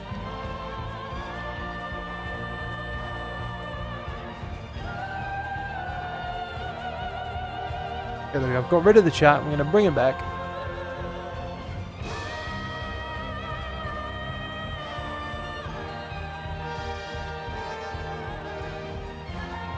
We kept Twitch the whole time. We lost YouTube. Okay, I think I've got you back now, YouTube. Hello. I'm gonna use my phone quickly to read through all the things you said before, in case I missed any questions or anything. But if one of the good people of YouTube could type something in the chat, I would love to know if I got you back.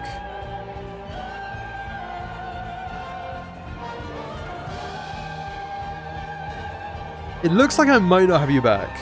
Honestly, YouTube seems to have broken. That's not ideal.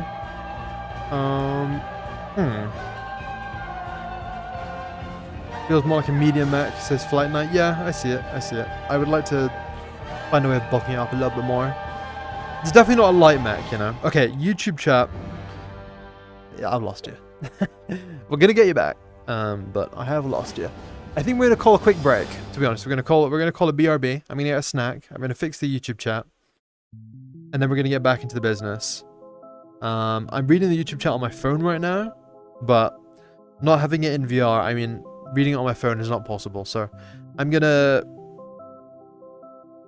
throw up the. Bending the knees and spinning each leg says Super Samuel. Yeah, I'll try that when I get back.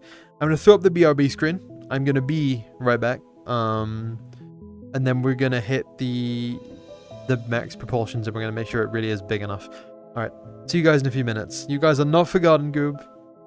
I'll get you back. But the technology is not playing ball. Like I was complaining about before, I shouldn't have opened my big mouth about Windows and NVIDIA updates and all those other things that don't work great. Okay, I'm I'm gonna hit the BRB screen right now. Yeah, there we go.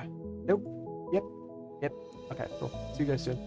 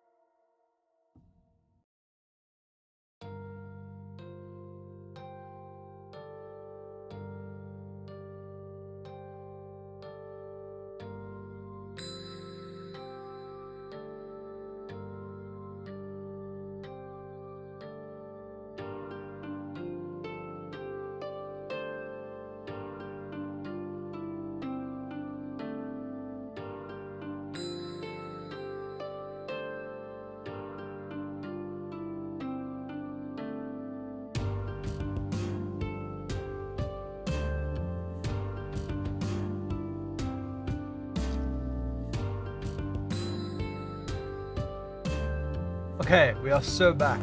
Hello. Can you guys hear me? Oh, I can see YouTube chat on my hand. This is brilliant. Everything's working.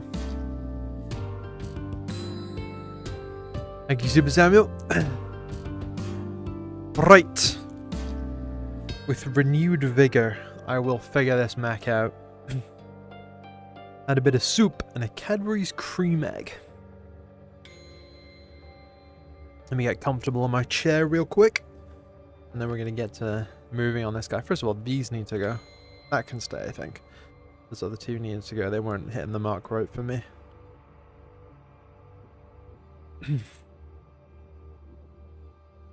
We have ERA in the game, so will we get Nira? Now, Nira's non-explosive reactive armor, isn't it? The truth of the matter is, I actually don't know a lot about Nira, so I wouldn't know how to implement it just off the top of my head, right? I'd have to research it. Now, I know it looks pretty cool, which is always a benefit for the idea of getting something in the game, is if it looks neat. But yeah, I don't know how it works. I don't fully know what it does. How was your poop? I didn't poop, and I think if I did poop, I would not give you guys the rundown. I think I would not, like, you would not be getting the details of how my poop went if I did. Hey Apoc, how's it going? We're on some unconventional shit today. And I'm trying to make this into a really heavy mech, but like, heavy mechs are not my speciality, so right now he's just kind of a weirdly proportioned medium mech. And we're slowly kind of zeroing in on something actually heavy. Thank you, DMS.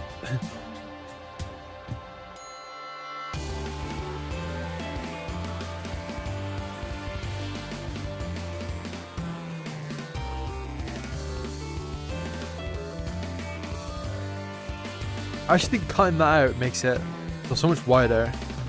Poop patch notes? No chance. Like removed sweet corn.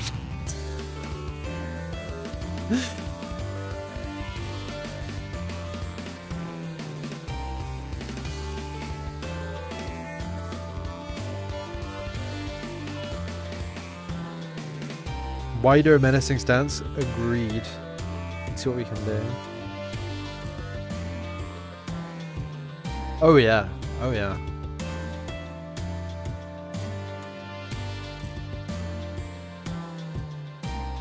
ERA and composite armor, the sensor acts more like composite armor, but it can be removed like ERA when hit enough. Okay. A four-legged spider mech would be cool for a heavy, for sure, but we do need the bipedal first. Apoc, when are we getting bounty dev streams? I want to tune in. I want to see what you're doing.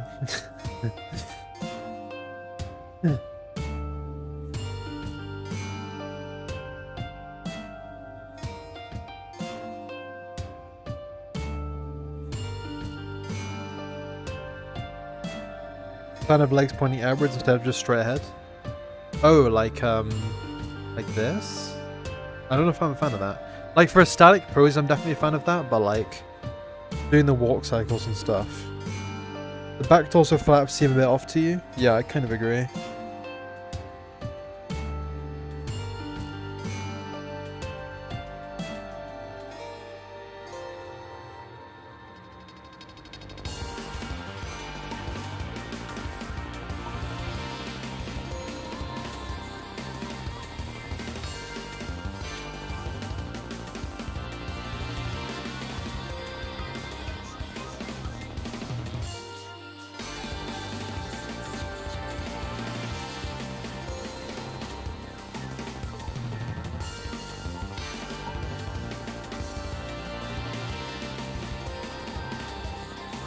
You're also biased towards quads? Okay, okay. I would say I'm biased towards bipeds, but I do have an appreciation for quads.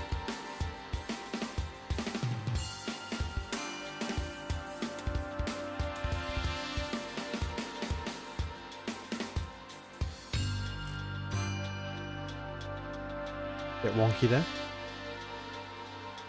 Your streams to be boring just watching code? I mean, I don't know, code streams can be interesting, I think, if you know how to package them right. Like, if you can explain what you're doing or whatever. But yeah, fair enough.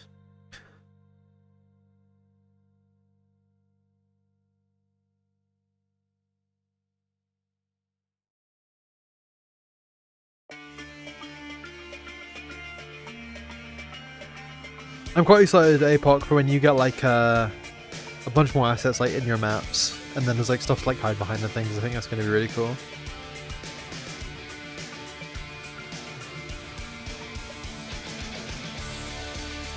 When we're adding unicycle mechs, that would be different.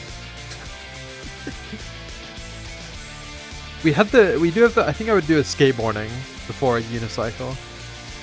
It just kind of fits better, the skateboarding, you know? You like coding streams? Yeah, I think I would watch a coding stream, because coding is interesting to me, but I'm not very good at it. So I might learn a thing or two.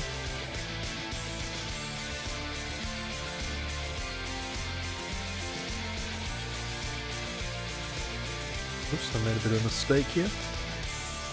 Give the new mech a dumpy. Actually, it kind of already has one.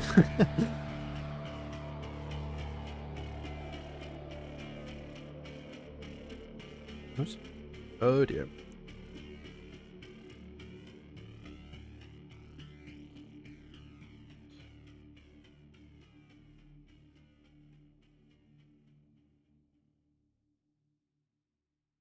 Oh, quick stretch. Something that could be interesting is mech has wheels in the mech feet so it can go faster when moving forwards. True.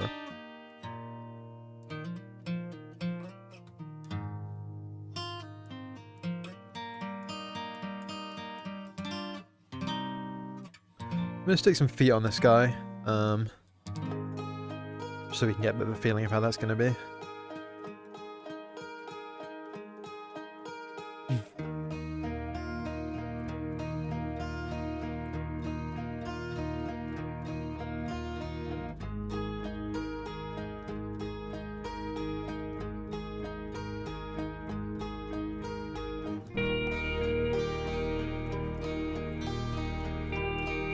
What is this app that I'm using to block out? It's the VR sculpting package. And look, I'm about to say a horrible word here, but it's the Adobe Substance Modeler. I do not relish in using an Adobe package for this, but it is, much like Substance Painter, kind of the only one that does it well. Although Substance Painter doesn't truly belong to Adobe, they just kind of bought it, they didn't make it. But they did make this.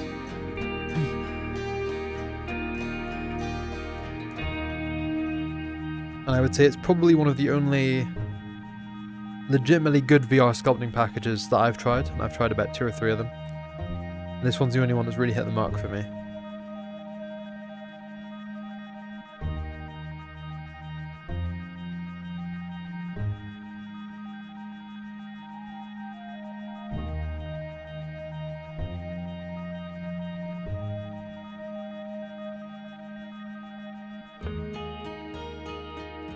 I think one of the sculpting packages I used in VR actually genuinely just died. Like, I think you can't even use it anymore. It's just gone. Like, they fully, like, delisted it from Steam and everything.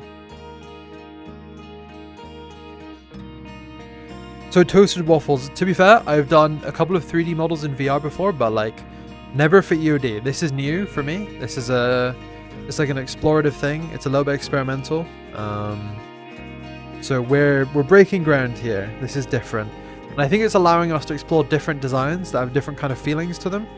And I like that. And I like that it is mostly also, while I'm at it, I'm kind of staying pretty true to the designs that I would normally go for. But I'm able to kind of conceptualize things a little bit faster. It's quite tangible. And the one really cool thing I can do is, if I feel so inclined, I can make it really big. And I can be like, wow, that's how big that mech would be if it was real. And I don't know how this comes across on the stream, but for me, I'm now standing in front of this thing as if it was real and full size and just completely enormous giant mech in front of me. I suspect it probably doesn't come across right on the stream. It might be like overly cropped or whatever, but you know, for me, this is very real. Unfortunately, I can't stream to you guys to watch in VR. That would have been a cool thing, but I don't think the tech is there for that one.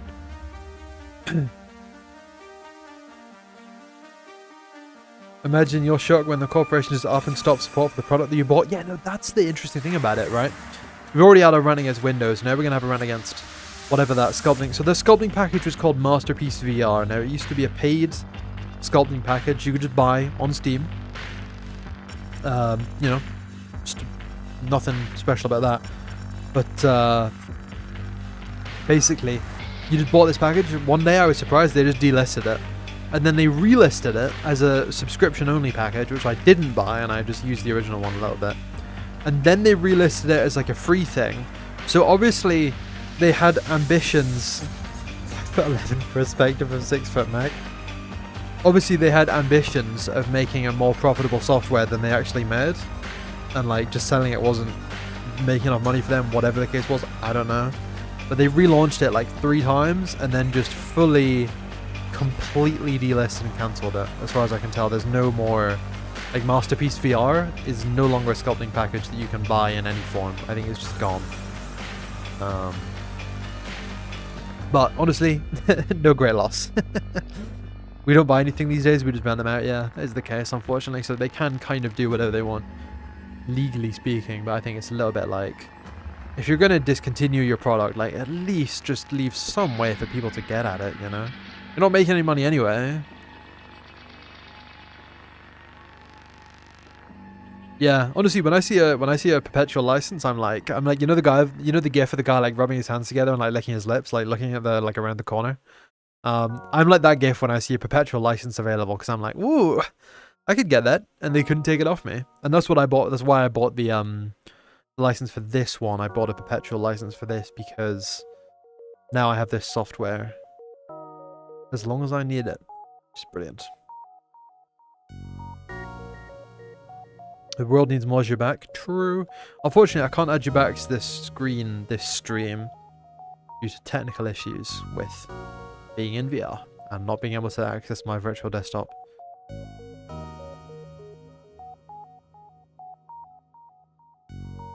Modo did a kind of good thing when they gave a 10-year license. I mean, 10 years is good, forever is better, but yeah, 10 years, not bad.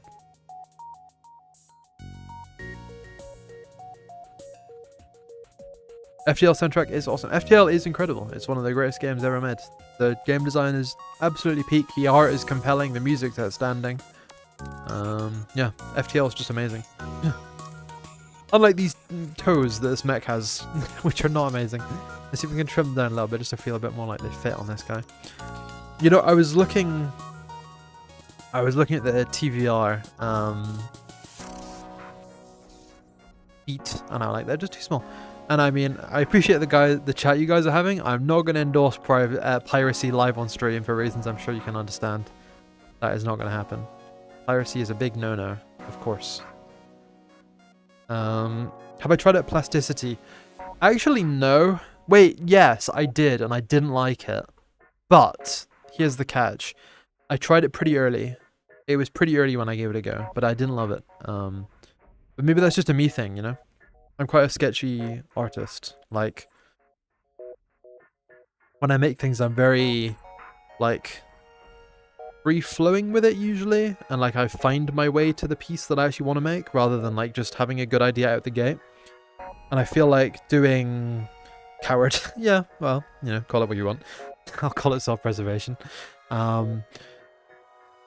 But yeah, basically I just think I usually don't have a great idea of what I'm doing out the gate. Like, I have a pretty good idea, but like I need to do a lot of viz dev to really find what I'm looking for.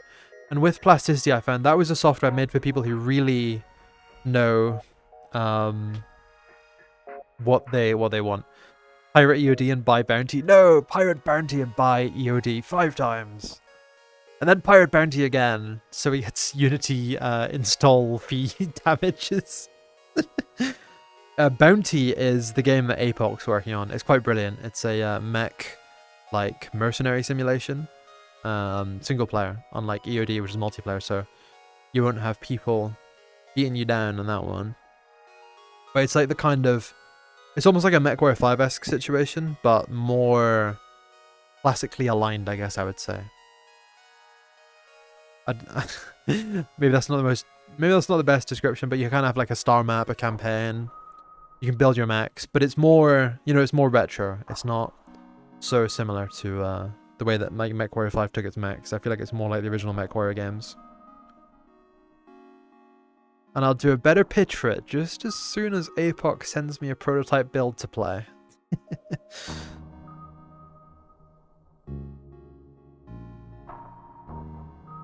Yeah, I mean, I think you should definitely check it out. I think EOD and Bounty present two different opinions, not opinions, but two different like interpretations of like what you can do with a mech game.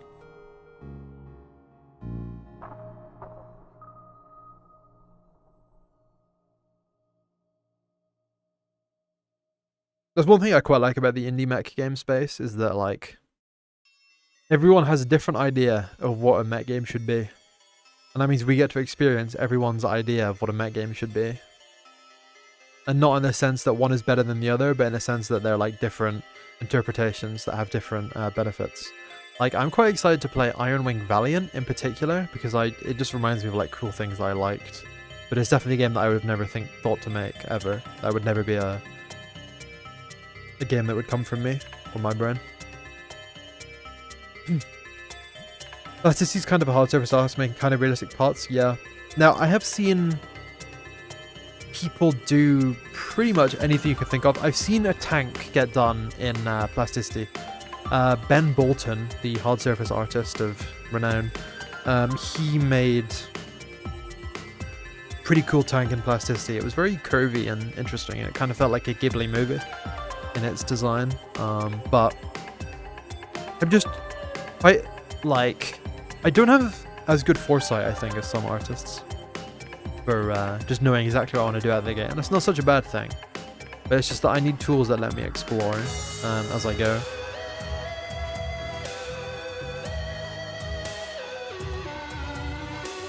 But yeah, a lot of weapon artists love plasticity, but I don't know if they kind of fully stuck to it, or if it was kind of like a thing they just played around with a little bit.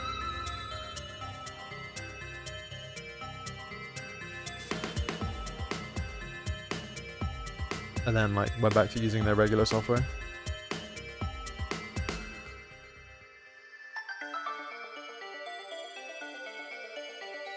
I mean, if you're nervous to get into multiplayer games, that's fair. EOD will have like some co-op stuff. But like the people who play EOD are honestly, they've been really nice so far. The community is really cool. Better than I would have even imagined or hoped. Just class. Oh my god, I should have like zoomed out before. These feet are not it, but we will get there. They're just a little bit too big. Or a little bit too... They just don't feel right. They're a little bit too short. Or you're wider or something.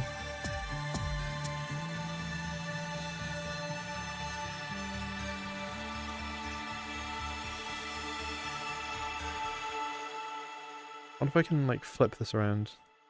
Maybe? You haven't really had any good experiences? That's a shame. Aha! Aha! Aha! Aha! You know what that was? The sound of learning.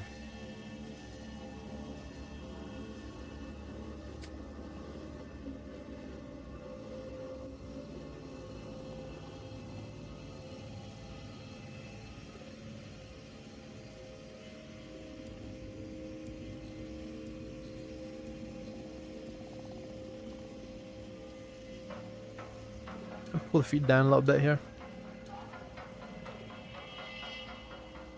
The worst part of any multiplayer game is always the other players, true. But they're also the best part, you know? It's like a double-sided coin. A double-edged sword, rather.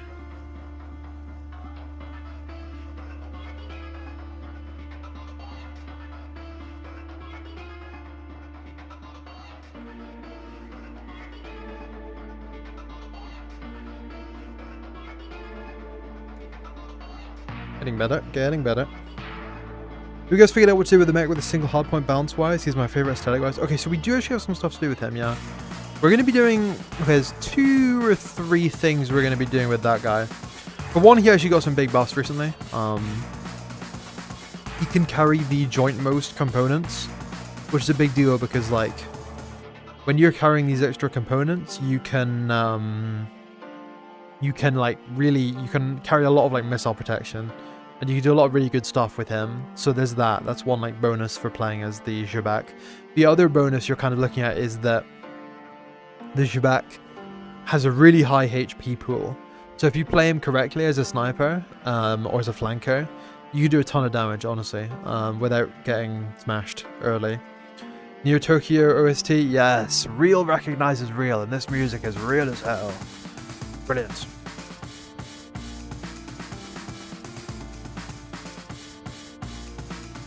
So yeah, and then the other thing we're going to do is we're going to be introducing mech variants, in theory. We're still kind of concepting this part out, but the idea is that we're going to have mechs where it'll be the same mechs, and then I will adjust them a little bit to have different like weapon loads. So we were kind of thinking that we could have like a Jabak that has like different compositions of weaponry for people who want to play the Jabak differently, and found the base sniper version of it wasn't quite something that they enjoyed personally.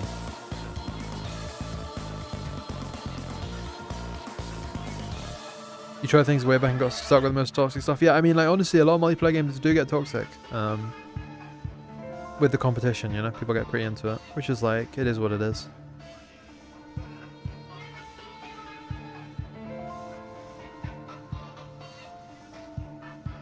I've been playing the Valve MMO Deadlock recently, and like, did I say MMO?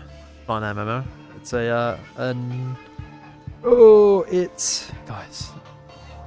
it's oh, bloody hell! What is it? Deadlock. What kind of genre is that called? Help me out here. I feel like I know it, but I don't know it. I'm losing MOBA. It's a MOBA game. There we go. I'm losing my memories here. I've been playing the Valve MOBA Deadlock, which, honestly, for a MOBA, surprisingly not that toxic community. Like, I would expect worse from a MOBA community comparable to like League of Legends or whatever as a game. But they've been alright. They've been surprisingly alright. Maybe even nice sometimes.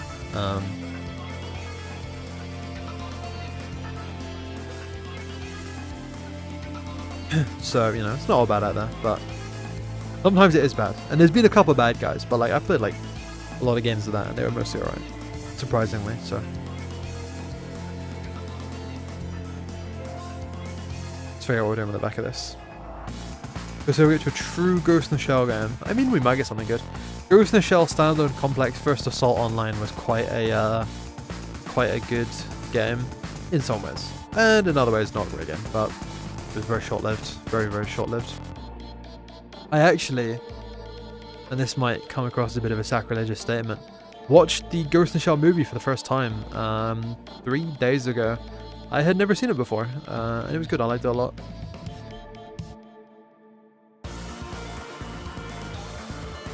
My watch order for the Ghost in the Shell stuff is all wrong, but genuinely, if I described my watch order to you guys, I think it would be such extreme rage bait if you knew the order I'd watch Ghost in the Shell stuff in. So I'm gonna keep that one under my hat for now.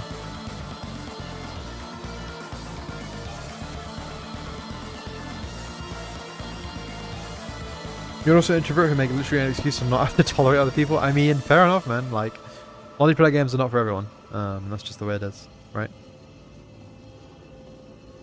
You cannot rage bait. I can be worse at any given point. Logging off. Oh no, guys! I should not have opened my big mouth on this one. Don't say anymore. Yeah. Trust me, it gets bad. It was a great movie. I liked it a lot.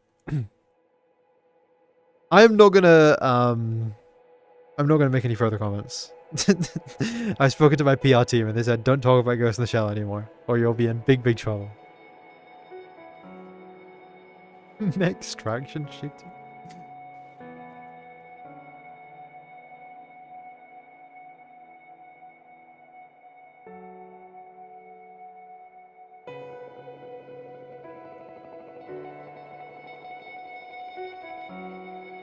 Do.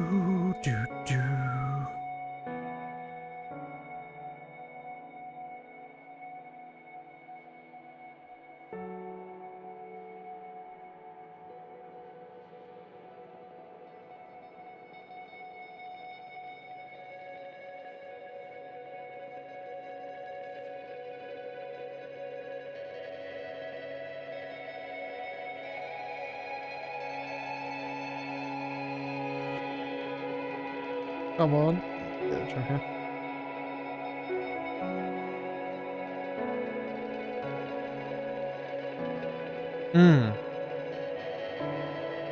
I toasted waffles. I like to read manga because you can get through manga like quickly enough, right? Like you can get through a manga like if you're at pace, you could clear it like a several hundred chapter manga in a day or two. Like, you know, if you're going quickly enough, like you can really get through mangas like pretty fast, which I like a lot because, you know, you got a lot of stuff to do. You're a busy man. You got things going on. Like sitting down watching a whole like anime or sitting down watching movies, stuff like that, takes a long time. Takes a long time. Takes hours and hours and hours.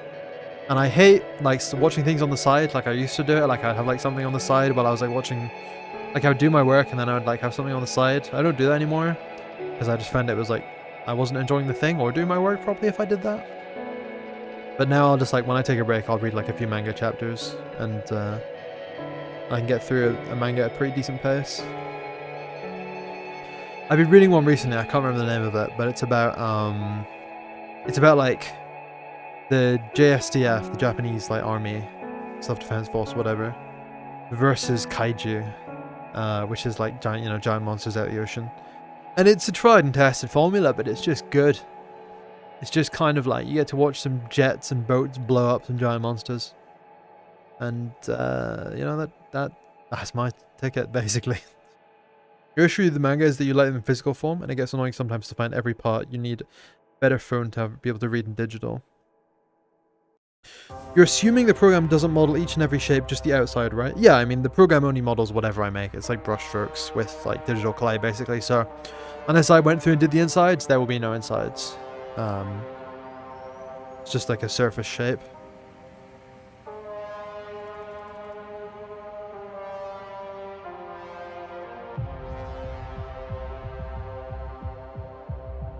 Oh, the EOD theme tune has cycled on out of the 200 or so tracks in the stream playlist. Actually, I need to add Dogma's new work onto this playlist because I don't think I've put it on yet. Is it released after I made this stream playlist?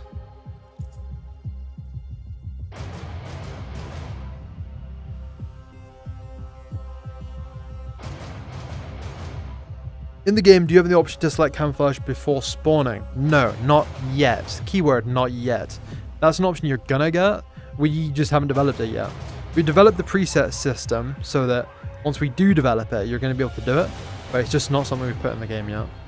Keyword though being yet, because it's gonna happen.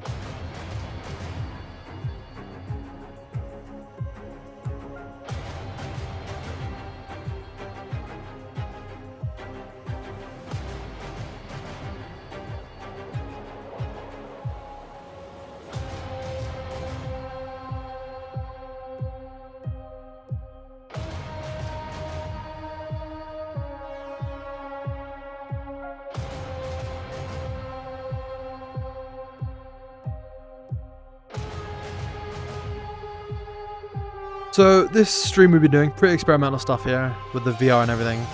Aside from the time we've lost YouTube chat, for you guys, has everything been alright? Like, no stability issues, we haven't been losing visuals or anything. If there's any issues with the stream, it's really hard for me to know in the VR mode. So, a little status report would be appreciated if you guys have, those who've been watching for a little bit longer. I don't want to be putting something on that's hard to watch, or has issues or whatever.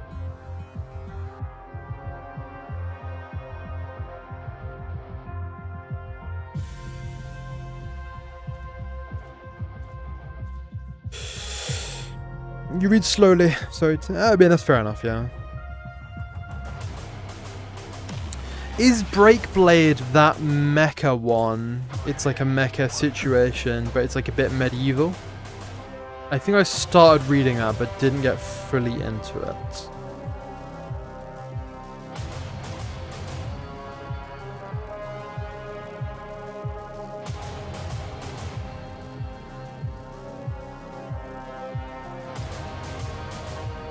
Besides when we had to nuke the bot, it's been good so far. Nice. Good. Good.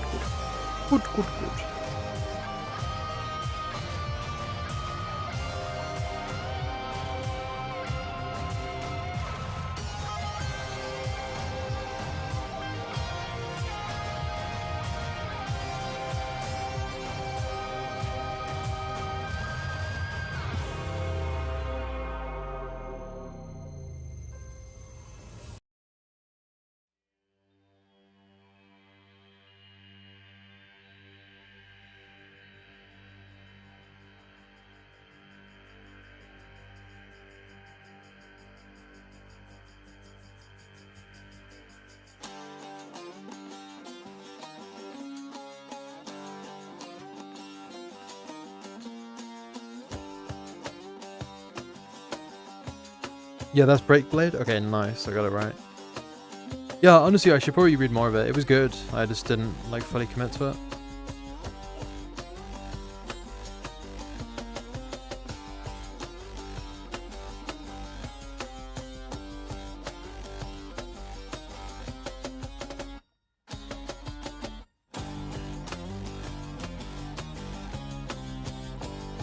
Maybe you should finish a big 600-page book? What book is it?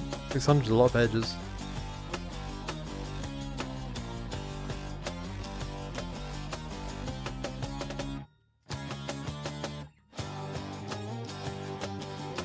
Don Quixote. That is a big book. I've never read it though.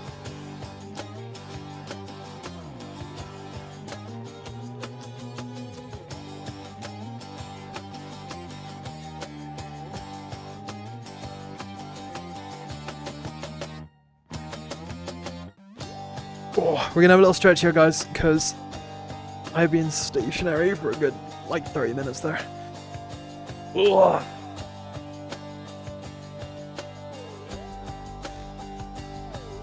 Oh, they did an anime for Breakblade. That might be good to watch, actually. Sip of water.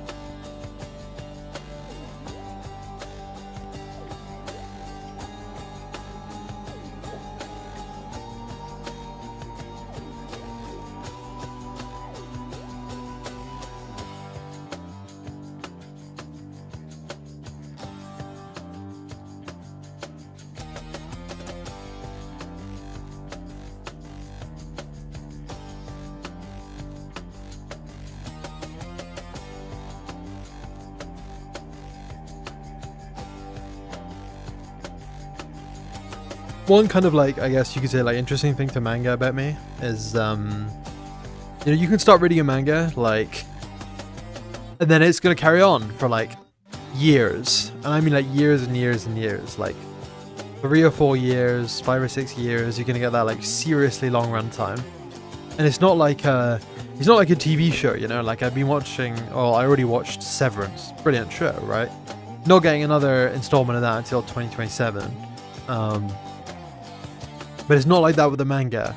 It's not like, here's your, like, 100 chapters, and now wait till, like, next year and you're gonna get another, like, 50 chapters. It's like, every week, new chapter, or every month, like, new volume or whatever. So it's like, if you really commit to a manga, you're gonna be there for, like, a few years, just riding it out with this manga, which is interesting to me.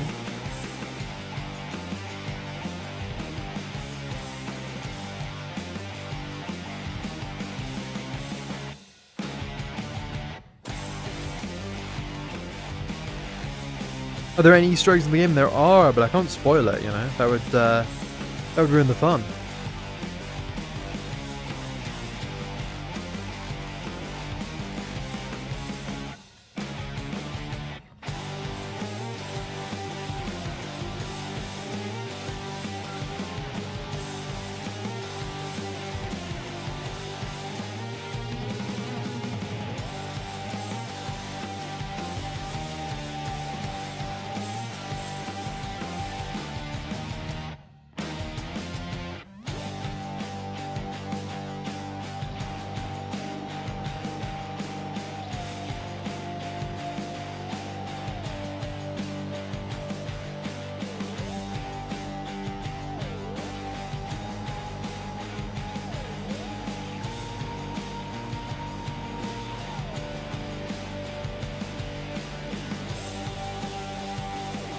How many polygons do you often keep your mechs? I mean, on the game ready model. So this, obviously, as you're aware, is not a game ready model. This is just like a concept sculpt.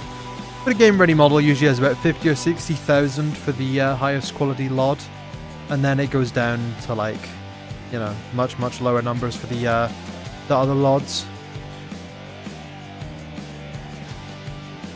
So the mechs have in their poly count about what you would expect out of, like, a third-person shooter character, or a tank in, like, War Thunder or something. You know, the War Thunder tanks are they go up to hundreds of thousands of polygons for their models, but ours are usually only about 50, 60s, 1,000 for their, like, most high-quality version.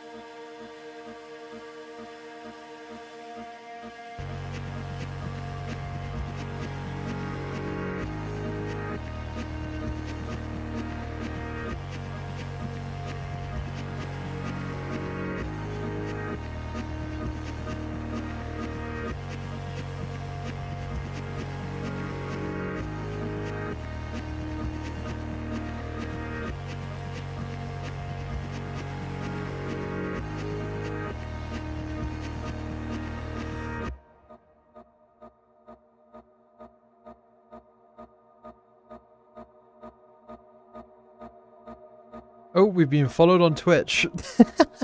Every time, you guys probably can't see this because I have like an overlay over it, but it's a stream overlay, but I have like an overlay that does the chat and things. But actually it pops up in giant letters whenever anyone does anything on Twitch. So, I didn't fully see what your name was, but it was something to do with scorpions. Welcome. How are you today?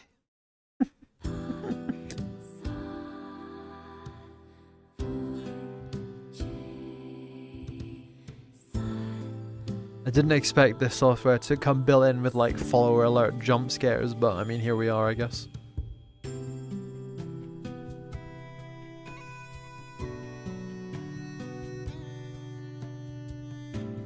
Should I add gun shields to the heavy mechs? You know, probably, yeah. Probably should do that. Let's see if we can do it.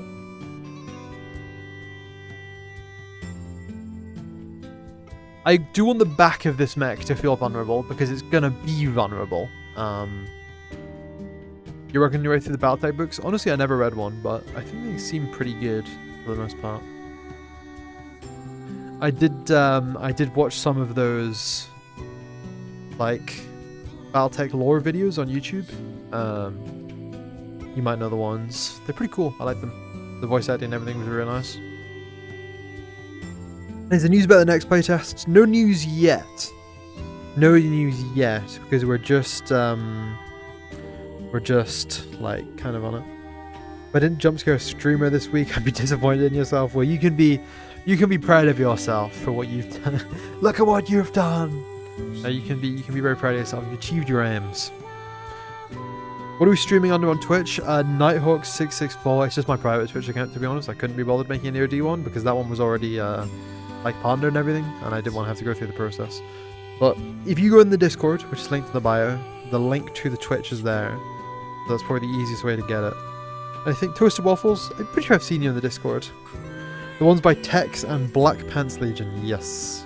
Especially I think Tex, because he's... I like the Black Pants Legion ones, but I think the Tex ones are the ones that I remember being really good. Sounds like I'm dogging on the other guy. They're both good. Okay, let me be clear, they're both good. It's just those are the ones that I remember watching the most.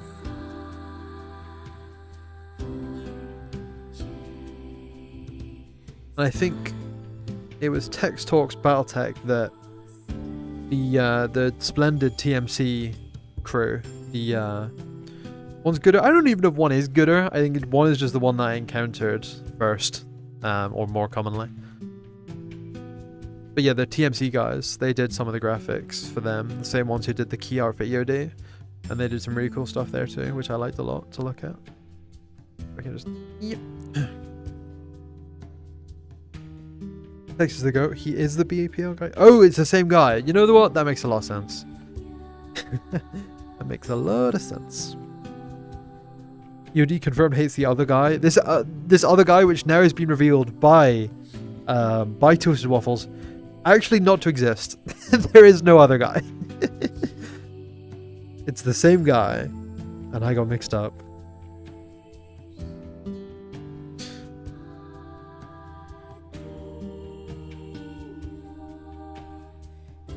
I don't know about this whole like booty cheek situation here. We might need to move things around a little bit.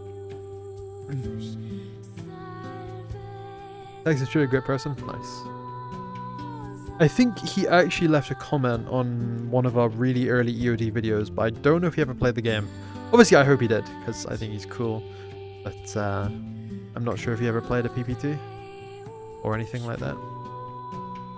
I know that somewhere in the back of his mind we do exist.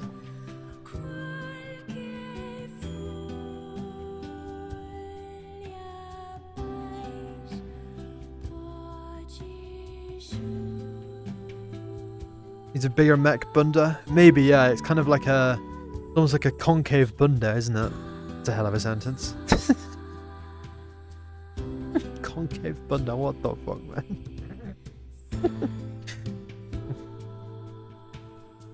Do you think this game should have a kicking mechanic? Honestly, maybe. It could be cool, but also maybe it wouldn't be quite right.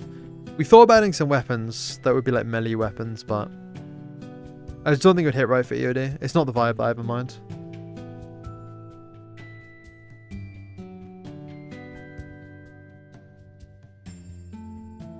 Special kicking module? Yeah, I would have to go like that for sure.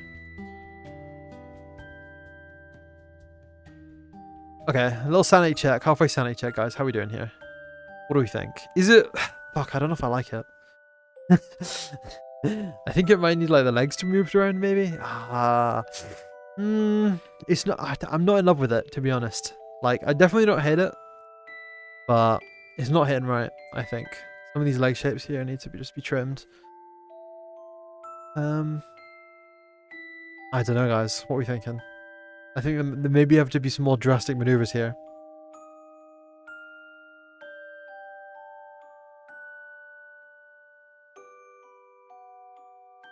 Oh, stretch my hand out a little bit while we think about this one.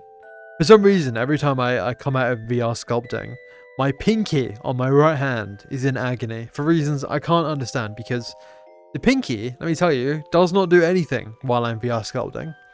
It just sits there, minding its own bloody business. But for some reason, every time I'm done, it hurts like hell.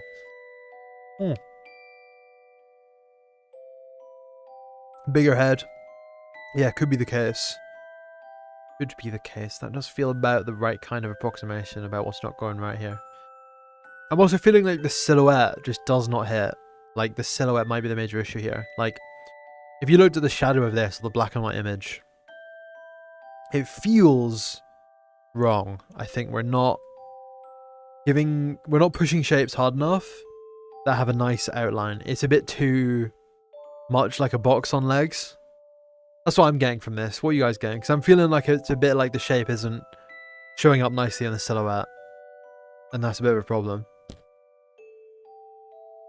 I want to feel more like a sort of Goliath, like a looking shape here. But right now I'm feeling like box on legs type. Almost ATST. Legs seem a bit big to you? Yeah. I agree. The legs and the torso aren't bad, but they don't really fit together. Legs are too long? Yeah, could be the case. Yeah. Yeah. Wider back? Yeah. Maybe an offset radar dome on one side? That could be cool, but wouldn't necessarily solve the proportion issues we're dealing with right here. Can we get a front view head on? Yeah, sure. Hold on, let me just grab my controller. Does that give you a good front view? Let's move this reference out of the way, hang on. But to be honest, haven't been using it as much as I should be. There's a front view head on, what are we thinking? I'm thinking, yeah. Front view, it looks like a little bit better silhouette, but like if I rotate it to the side, the silhouette doesn't read well. I do want it to read well from like every side, especially like the 3/4. What's the specific purpose of this mech anti-air peeking over cover? This guy is the cover. In theory, you know, this guy is meant to be like really robust. You find the torso is huge. It just feels like the proportions aren't like quite right. Like, let me grab like let me grab a new layer here and like paint over it. Like, I'm kind of imagining like just something kind of small. Like, it feels like maybe this should be. It feels like it should be like bigger here, you know, like chunky there, and then like almost more of like a. Okay, it definitely shouldn't be that.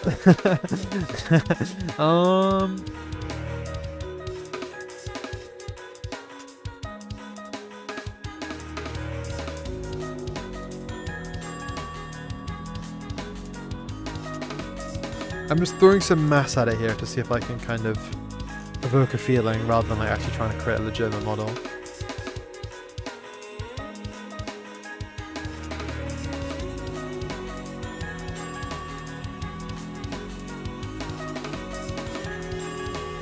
But it feels like mine to be wider, yeah? Yeah.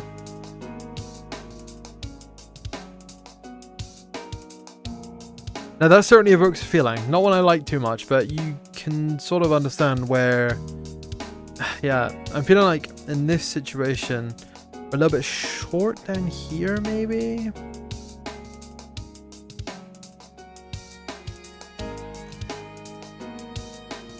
Shoulders the gunman's might need to extend out a bit, yeah. Just take that back a little second here and see what we could... If we built in a bit more like that.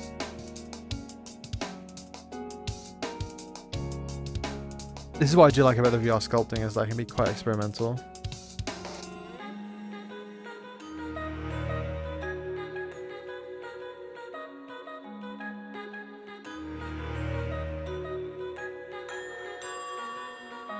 Maybe slimming down the cockpit to read more attack helicopter. Reading attack helicopter in this situation probably wouldn't hit the mark too much. You sent me a pic on Discord. Let me check it real quick.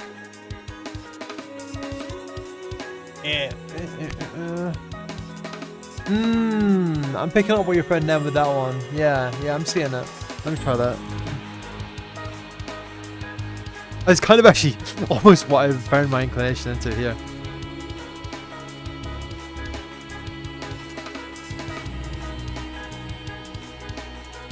That's reading kind of better, like out the gate, yeah. I think we can start to fix it up a little bit based on this kind of design schema. It doesn't look like an EOD mech though, in a way. It feels a little wrong, but it feels right at the same time. It feels like something you'd see in Avatar. See if I can make it feel right and like an EOD mech at the same time. These two big shoulder boxes definitely need to be brought more in line to feel like an EOD mech. Is this mech expected to take heavy fire? If so, try a wedge shape. Yes, this mech is definitely expected to take heavy fire. But I find weirdly, here's the challenge, right? Here's the design challenge that we end up having, is that when you do a wedge-shaped torso, it doesn't read right, because logically speaking, we know that like a wedge shape is better for taking the heavy fire, right? Like we know that the shells bounce off, but when you put the wedge shapes on it, it actually almost feels more like you're dealing with a situation where it's a fast mech, because like wedge shapes are also kind of aerodynamic and kind of smooth, and therefore they actually kind of hit you with this feeling like you're getting you're doing more of a situation where it's like, how would I put it, like it's an aerodynamic mech. So yeah, it's tricky. It's tricky to use the wedge shapes right, I found.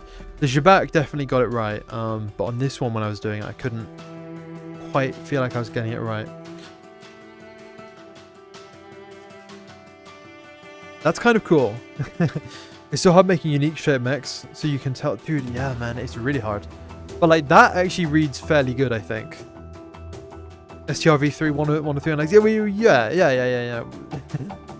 But you know, I can only do that so many times. If I could do that for every mech, I probably would.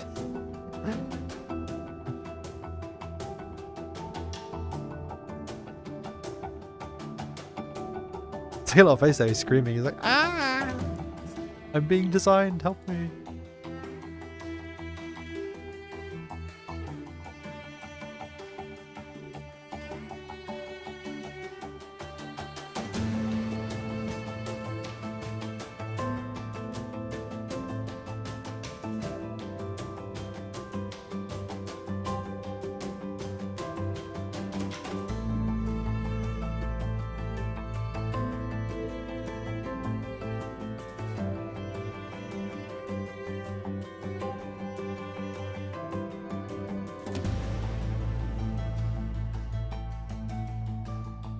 I will say at last, this now does feel a little bit like a bulwark. Like, this does feel like something that would be hard to break. But these leg shapes are not it, not yet.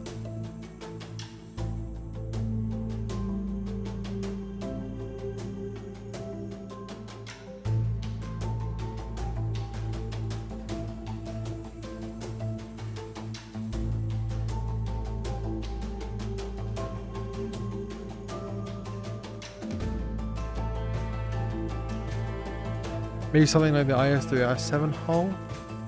Let me cook a little bit with this and then I can check out some other options.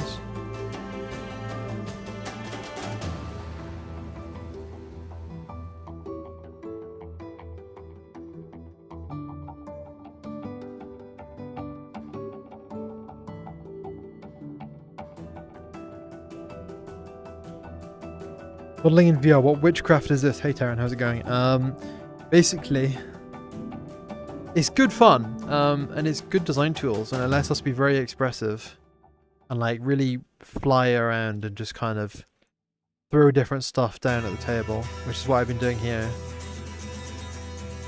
And we're just trying to make a really heavy mech. And it's my first time making something really heavy, so the feedback you guys are passing is super helpful. Yeah, sure, let us know, Ice Cream Scoop.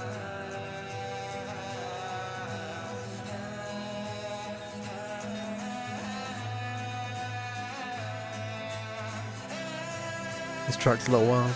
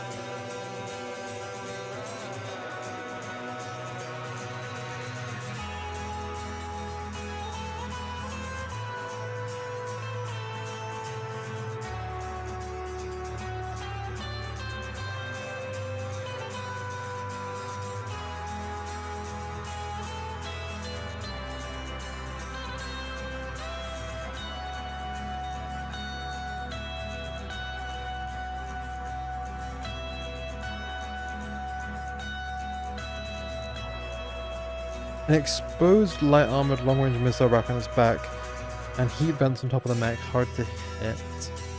The missile racks, I mean, players can choose to mount those themselves already, and they are pretty much as you described. The vents on top though, probably not. We'll put the vents on the back, I think. Like around here. They'll still be hard to hit, but yeah. Yeah, they'd be good ideas, honestly. They're basically already in the game.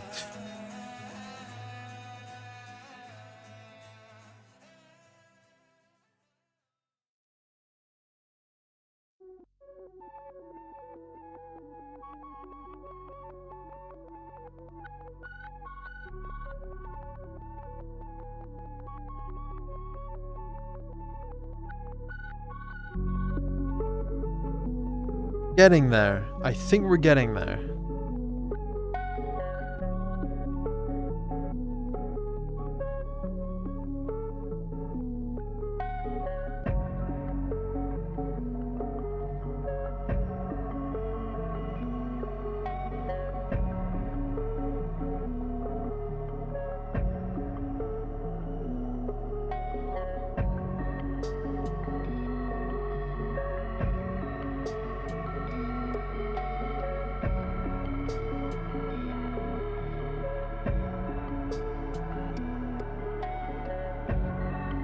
Apoc, if you're still here, I gotta see you do a mech design stream at some point, because I just wanna compare your processes and mine. I just want to see how you do it. I'm very curious.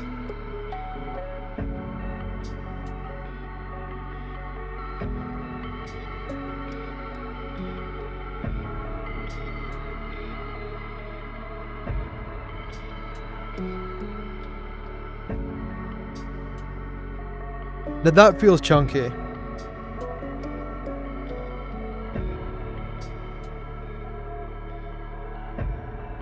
Maybe a little flat on the top. We could probably do something there.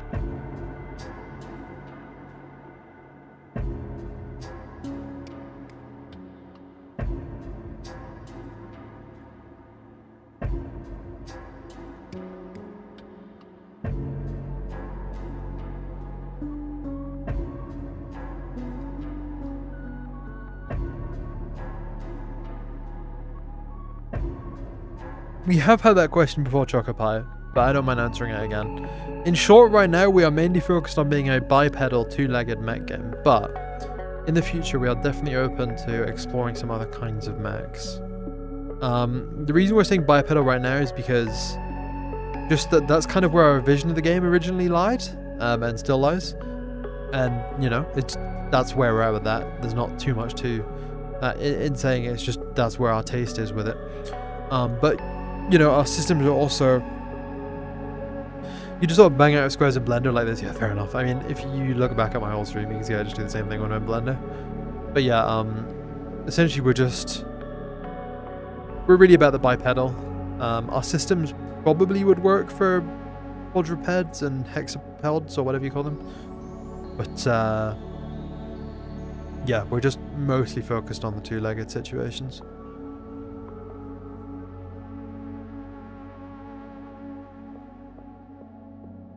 I would like to have at least one four-legged mech in by the time we get the game fully done.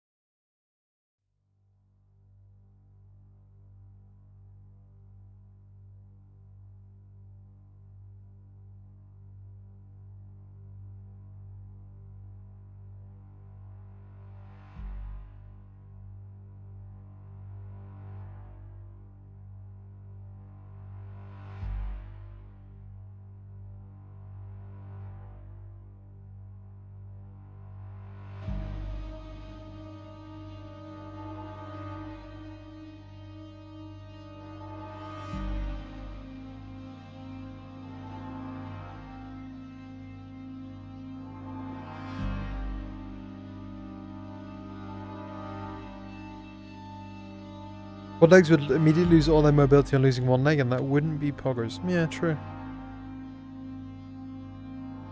You think the Mech having a backpack and having the vents angled at 30 or so degrees of the sides, that'd be cool.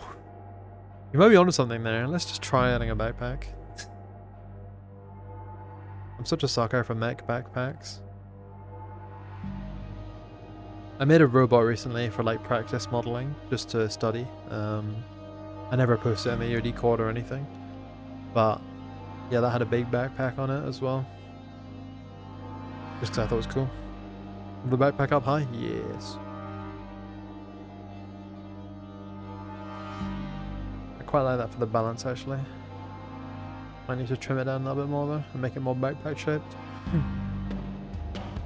Oh, something about that hand pen. Might need to, probably only got like an hour more streaming in me if I'm going to be doing VR, because it does get a little bit painful for some reason. Maybe my controllers need adjusting or something.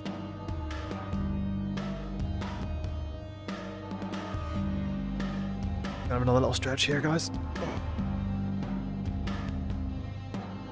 Yeah, I agree. The backpack makes it more balanced. I like the idea. Oh, cracking my arms there. Ah.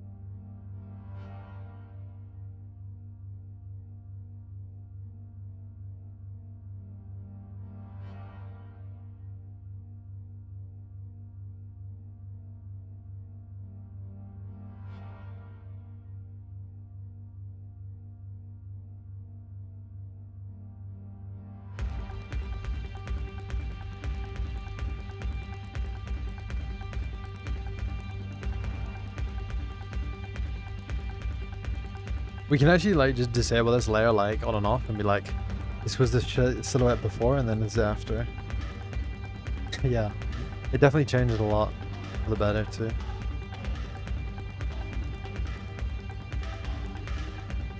I trim his shoulder things down a little bit there.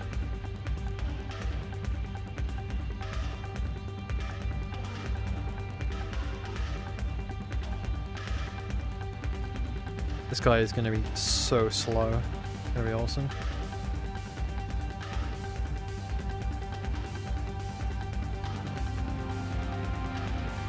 Big ass antenna. Yeah, no, 100%.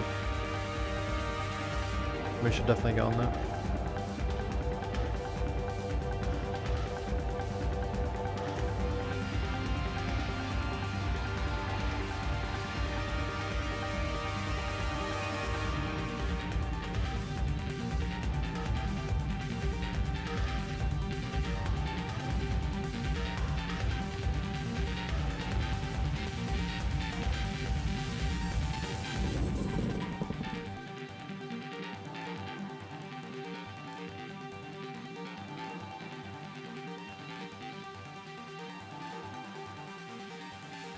UTF or something before they kind of died. What's up, sheepdog? Welcome to the stream. But sir, the ammo won't fit. Cause I hole in the back and weld a box onto it.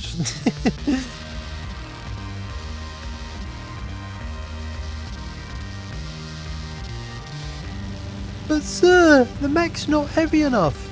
Stick 50 different armored plates on it. Yes, yes.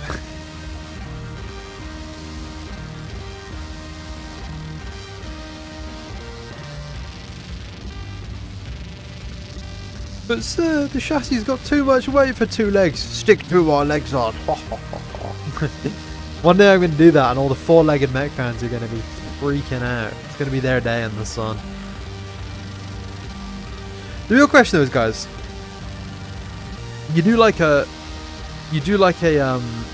you do a four-legged mech, okay? Here's the question, the tough question, the question I don't want to answer. Horse or spider? You know what I mean? Are you doing a horse config of the legs, where it's gonna like gallop forwards, or is it gonna be like a spider config where you're gonna have like the 4x4, like a little water bug or something, you know? And that's a hard question to answer. It's a question for bigger, braver men than me. Horse mechs have access to weapons and none of the other have what, like a giant like a big lance that you can like charge you down with. Do you guys know that sound bite that's like where it's like the knights charging and then it's like the knights charging and then a bunch of like clattering. I don't think I could find that, but when I think of horse mechs, that's definitely all I could think of.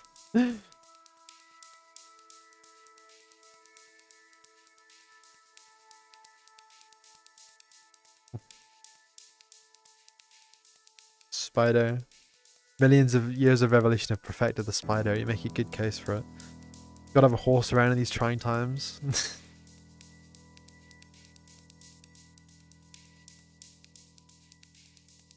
Spider, horse legs, choose both, make everyone upset. Like front leg horse, back leg spider.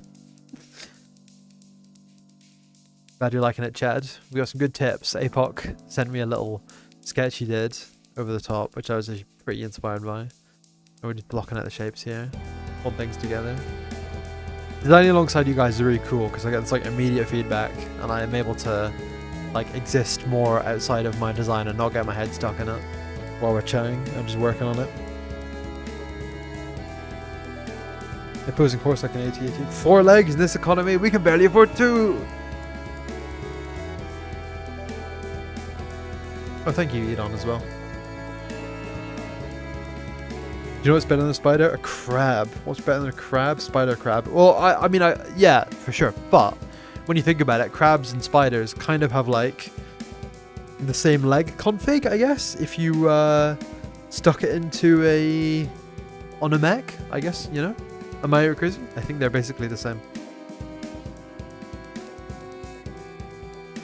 Apoc did add bolding to Steel Bounty, and I think it's going to really boost the game's meta score.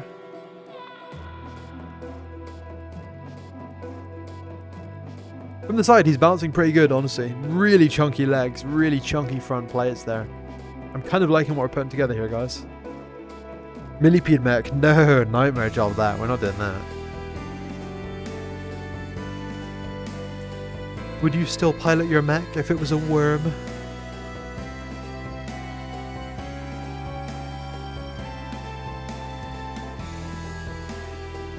Do I need help with any design work? I mean, not like specifically, but like just bouncing backwards and forwards with you guys on ideas and stuff is amazing.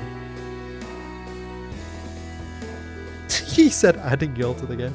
That's funny, I actually didn't see that first. I've seen the character creation, but I didn't see him say that.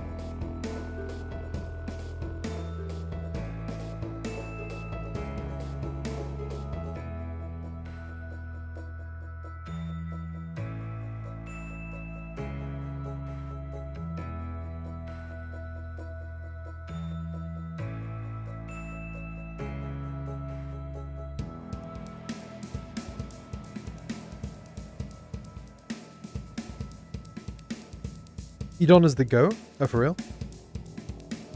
Actually, I apologize. I just don't know you. But I believe it.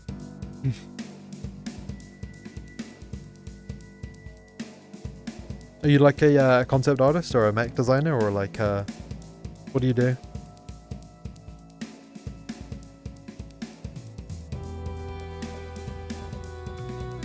Those slides look like they should have text. Wait, sorry, hang on, I'm losing track of the chat here. Insert jump to S and airports. I see what you mean. Millipede mag was just 15 shabaks staged together. Does the Steel Bounty developer Apoc also stream development? No, but he should. It would be tremendous. He's a sick hard surface artist. Oh, that's awesome. I would like to check his stuff. If you can send me the link, I'm always curious.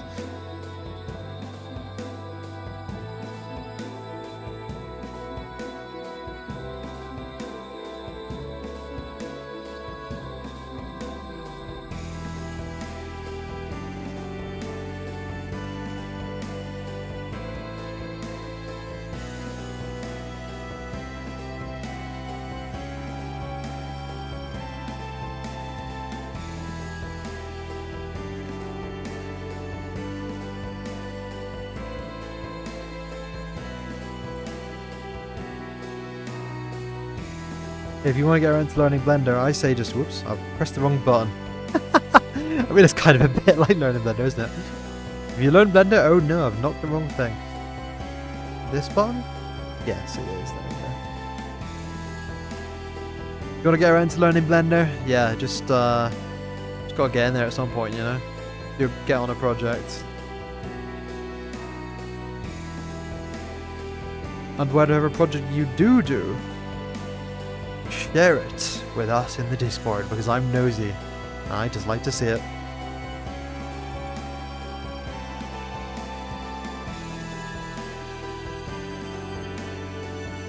You make Lego mocks? That's awesome. I feel like if you have like the senses of making a Lego like really cool Lego models, you're probably also gonna have a pretty good sense for just making 3D models like out the gate, in my opinion. They're not like, especially like hard surface stuff like mechs, like it's not a million miles away from each other in terms of like the processes that you're going to be carrying out. I would love to see your Lego creations. I build a little bit of Lego myself from time to time. I wish I had a bit more desk space, because then I'd probably keep some Lego on my desk all the time and use it for like thinking about things, but I don't have that much desk space.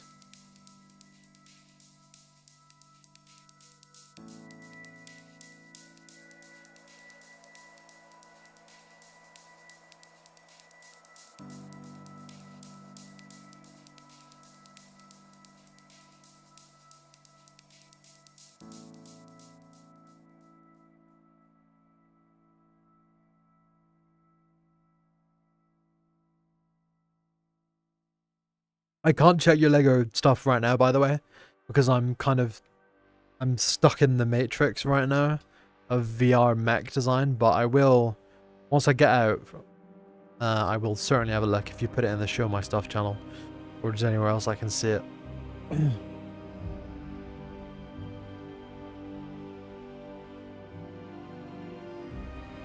So blocking out in Blender, blocking out in VR and finishing in Blender later, yes.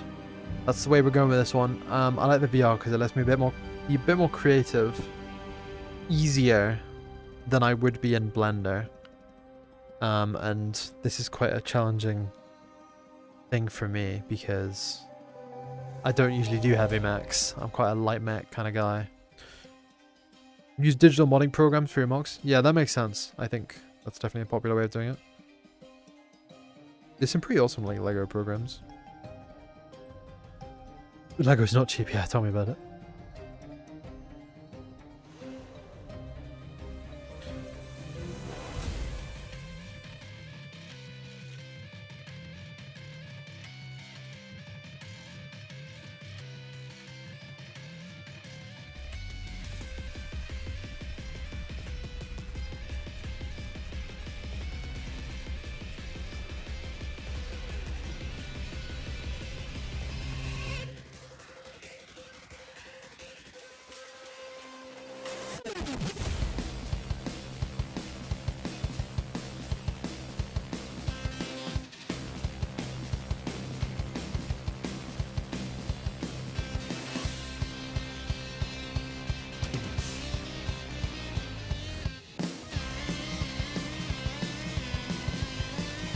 I love putting these like dragging points on my mechs, like hoisting points, because I just feel like they'd have them, and every time I'm putting them on, I'm like imagining the situation where someone has like a truck or a car stuck in the mud, and then they're like, yeah, get the mech around, we're gonna drag it out. Yeah.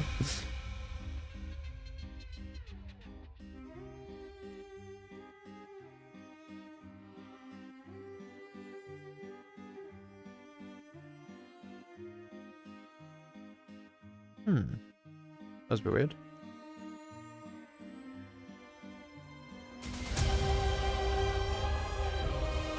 I have tie down points for transport for sure. Actually, I like to put them. I like to put those on the top up here. I just haven't gone that far yet.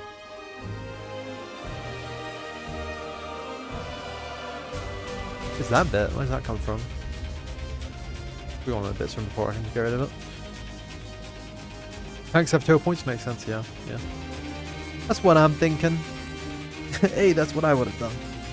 So Lego Digital Designer, which is the official program. Then you use 3 stars, 2.0. Interesting. I guess that got like censored for some reason.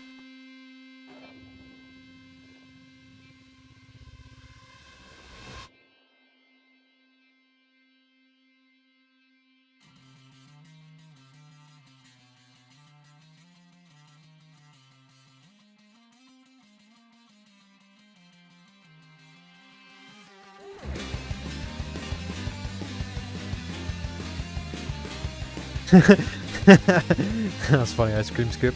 But sir, we have no recovery vehicles. Try a rope around the heavy mech and get it going. When I was writing the EOD lore story world, there's a part of it where a bunch of people need to. This is like one of the little stories that will be included, like hidden in the final game. But you guys are getting exclusive access because I just think it's an interesting story. But the idea I came up with is that like these people need to. They basically need to leave like this one area they're at. They need to get out of there because it's become like completely unlivable there. So they can't, you know, there's no way out. All they have is like a couple mechs, hundreds of civilians, and like a dead train. So what they end up doing is they have like this train and they just do this like massive kind of escape by strapping the mech to pull this train for hundreds of miles. And I thought that was kind of like a fun little story bite. Obviously without the flowery language and images and stuff it's a bit less exciting, but I'm just imagining it specifically as a TVR pulling this train like across hundreds of miles of terrain. The torso feels like it should be wider again. Maybe. Let's have a little look, shall we? I'm just kind of cleaning up the model a little bit now because we got pretty rough with it when we were doing the reshaping.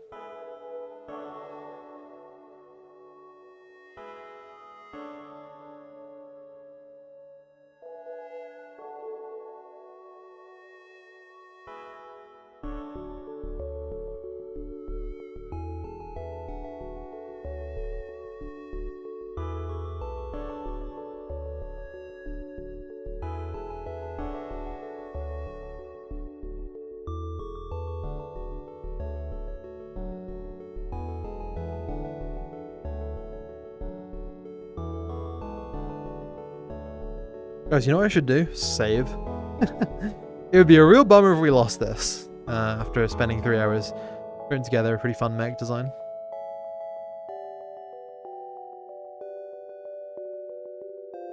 Oh, let me have a little stretch as well. Save myself, save my back and spine. Oh.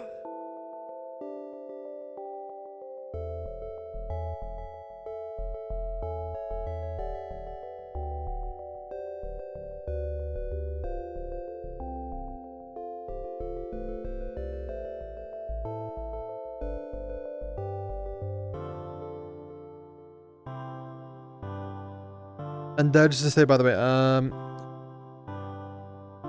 sorry for being asked. There was an estimated time for the next playtest. No estimated time for the next playtest yet. But we will do it. I'm just gonna put down my headset for a second. I want to take my jumper off. It's pretty warm in my desk here.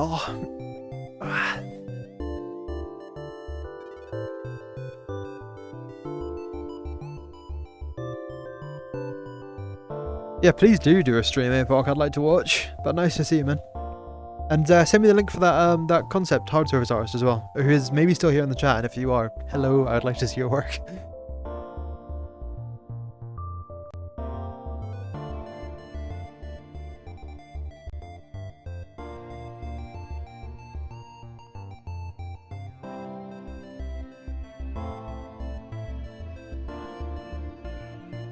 Pouring myself a glass of water blindfolded at my desk is risky business.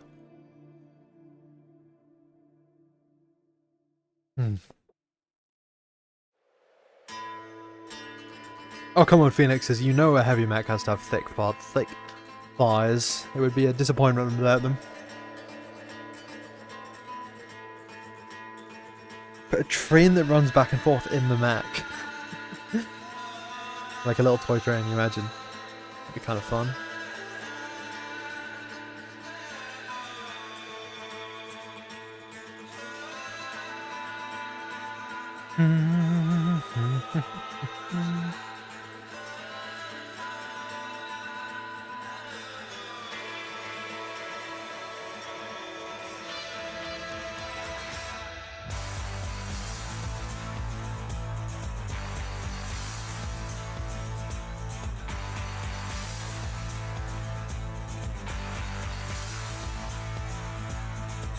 You mentioned powered mech. Oh, hey Massacre, how's it going? This is what 3D modeling 2030 looks like, kinda, but maybe if it was 2030, this would actually result in good topology. However, as it stands, it's going to be remodeled in Blender after this. We're doing some concept designing right now.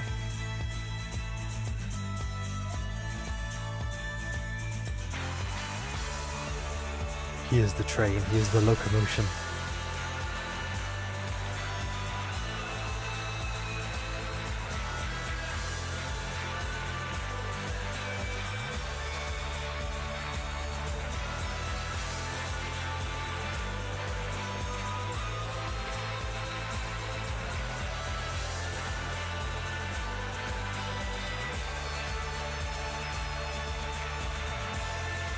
Have more mechs, should this mech have more toes on the outer sides, the more ground pressure, it won't sink in the mud as much.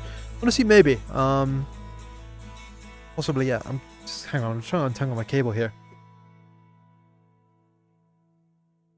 Here we go. Advanced blocking, yeah, pretty much. Advanced blocking out and design for these mechs. Turning this into a full functional model later is going to be... It's going to be a bit of a challenge, but I won't have to do any design work at that stage, or I'll have to do very little design work at that stage, because I'll have really covered my own bases already.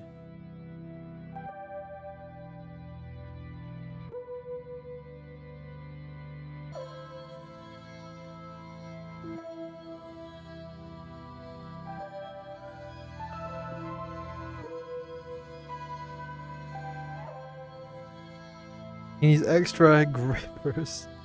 Oh man. I'll probably add like a bit of like a bigger pad of the foot here.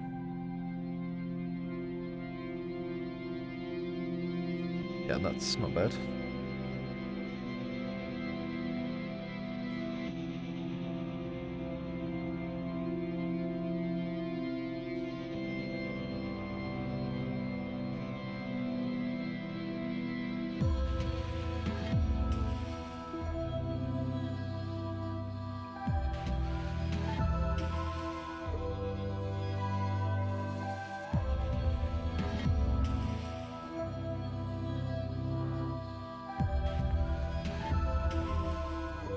The steampunk sequel to EOD. You know, I was pondering, like, not making that, of course, but I was at one point, I was thinking about the world of EOD and, like, the lore and the story, and I was thinking, like, should it be the case that, like, in the world of EOD, there's always been mechs, and like, they had mechs in, like, the Victorian era, and they had mechs in, like, you know, the Industrial Revolution, and then I thought about it, and I was like, no, that'd be silly. And then I just quickly, like, wrote that out of my mind.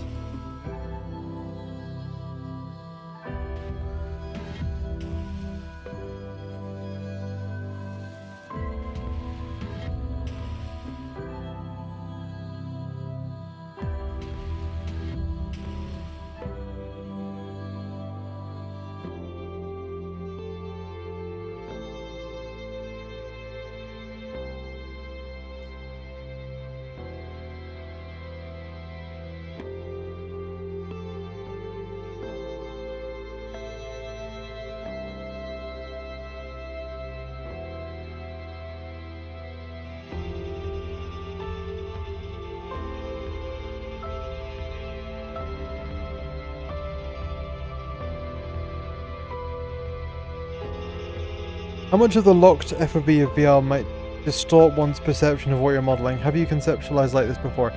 Yeah, I have conceptualized like this before, and to answer your question, it actually can be pretty distorting. You need to kind of... When you're doing VR sculpting, like the first few times, in my opinion, you're gonna mess up. Because you're not gonna be used to like the weird distortion effects of VR. But then you'll get more used to it. Like you can see the feet actually are pretty messed up at the bottom there.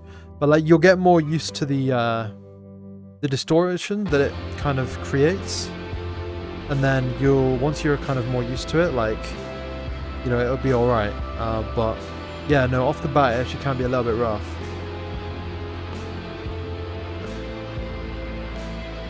I'll no, I probably won't. I'm gonna no, I'm not. Then I might no.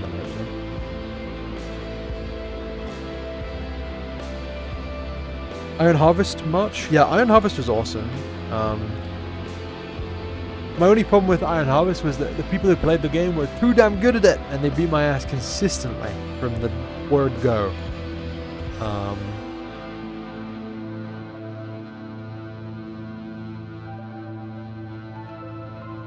So I could never really get into the game because it was too hard to win. Because I wasn't used to playing that kind of game. And I couldn't find, there was no one for me to practice against who wasn't as good as me. Because there was only a handful of people, maybe 20 or 30 people playing the game at any given moment. And they were all really good.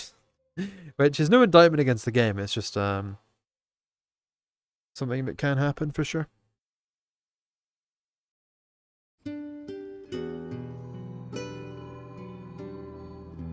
One way to do mech history is change World War I from turning into trench warfare into mobile armored truck cavalry and mounted infantry warfare.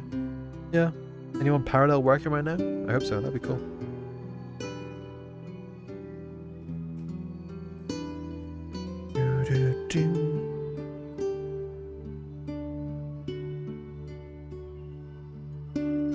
This is precisely why you stick to the campaign in RTS. Yeah, you know, that's kind of what I ended up doing in Iron Harvest. The only problem is I'm a pretty competitive guy in games. I like to compete with other players online, but I like to stand a chance, you know? And of course you always can get good, like, in principle. But, you know, it's just how much time is it going to take to learn this tricky RTS game against a bunch of people who are already good at it. But that can be quite rewarding in its own way.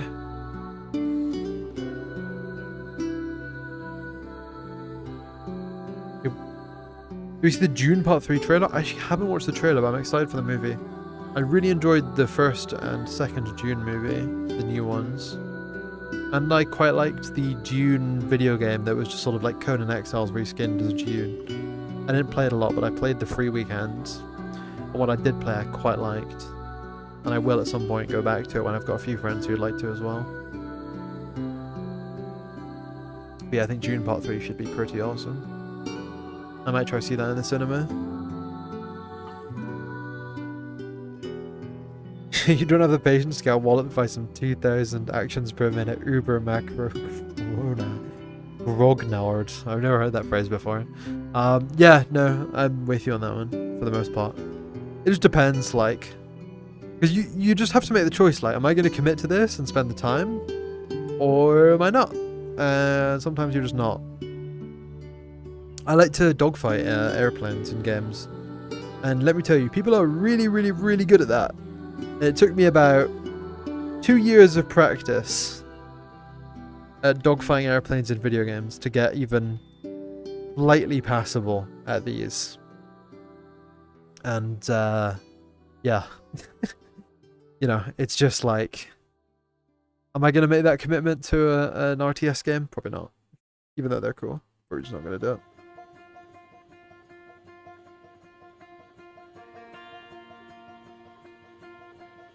Yeah, well, I hope you're getting something out of this, Chad. If only that it's okay to mess up and reshuffle things, because you'll get there in the end. That seems to be like today's stream's lesson. Or the moral of this story today.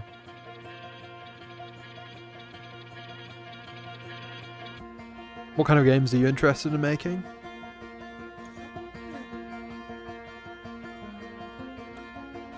You saw part 2 in IMAX, it was awesome. I can be honest with you, this might be some kind of this might be classifiable as a crime, but when I watched Dune 1 and 2, I watched them on an airplane. With the really, really terrible in-air, like, headphone speakers. And because it was Emirates, the airplane that I was flying on, they'd actually censored the movies. They'd taken all the blood and gore out of the movies. But they were still amazing. Even though they'd kind of been cut down and ruined a little bit, and, you know, all that jazz. And the audio was awful, but thankfully there were subtitles, and the screen quality was awful. But the movie was just so good.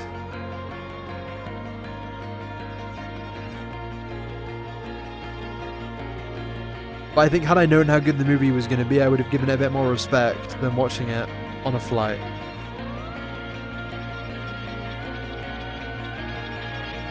You're working a physics-based brawler? Oh, that should be a lot of fun.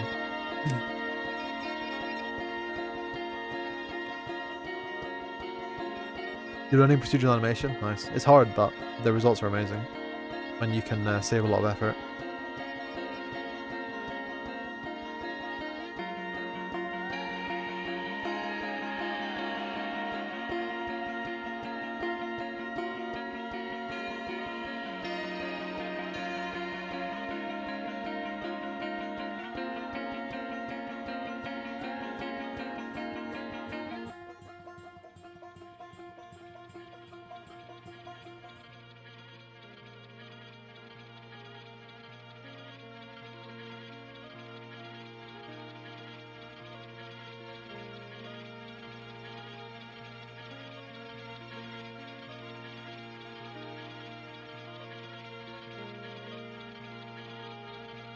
How did the OG team for EOD get to start making the game? It's kind of funny because it sounds like you make it sound like there was like one team for EOD and then like they left, but that is not the case. It's just been us from the beginning. But we just wanted to make a game, and I love mechs, and I was able to convince Ethan that it was a good idea, and he was like, "Okay, let's do it," and we did it. And we started doing it, and then we completely rescoped what the game was because it used to have like infantry and loads of stuff in it. Yeah, basically. That's it. It's a good movie, but it's a bad Dune movie. They turned a series of books about ecology into an action film. Interesting. See, now I liked all the CG. I like the storytelling. I like the kind of feudal aspect to it. I just thought the scenes were kind of scary and interesting in like a sci-fi way. Ethan was taken to the programming minds. The rest is history. Yeah, pretty much.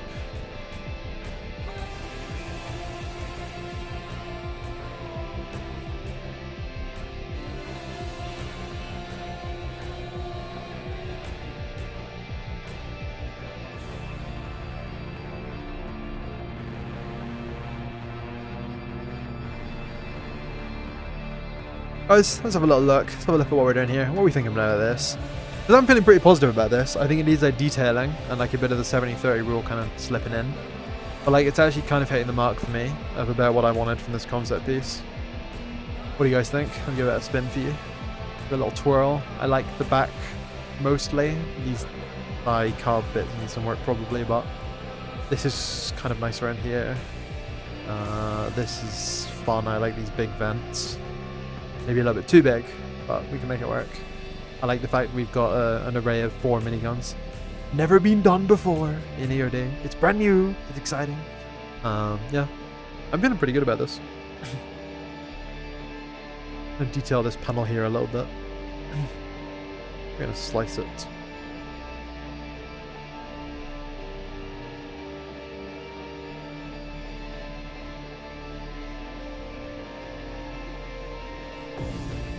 Well, now I've changed my mind. Maybe I don't want to slice it.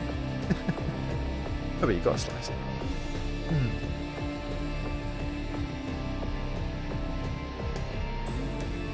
Add an antenna on this side here.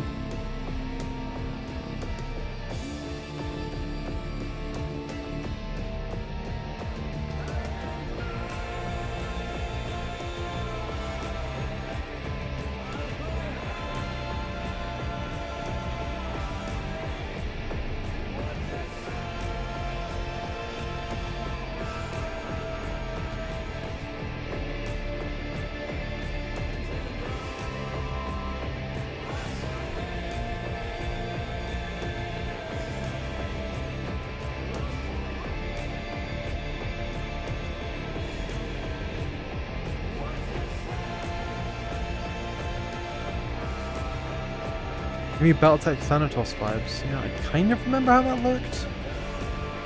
It had like the battle. I remember the Thanatos had like a midsection and then like 2 side sections, I think, and then like a piece that like hung down like this. Was that what the Thanatos was like from memory? That's my best Thanatos art, and then it had like big curvy like thighs like that, and I don't remember from that. There you go, Mr. Trilby. That's my best Thanatos for you. Not sure if it's accurate, but the best I can do from memory.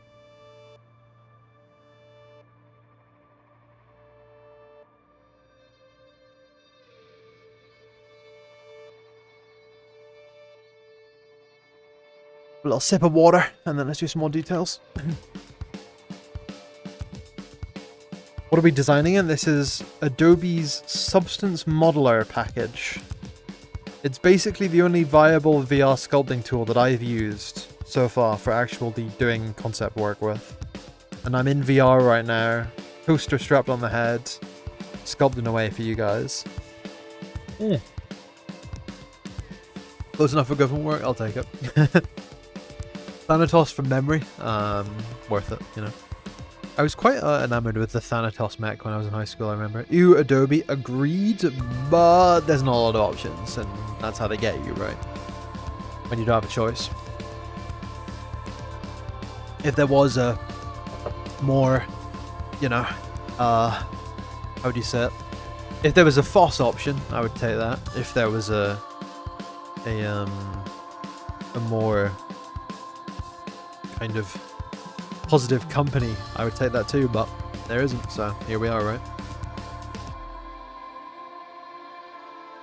Save reminder, thank you Chad, you are the GOAT. We have saved. But yeah, I mean, apart from the fact that it's Adobe, I really have no complaints about this software.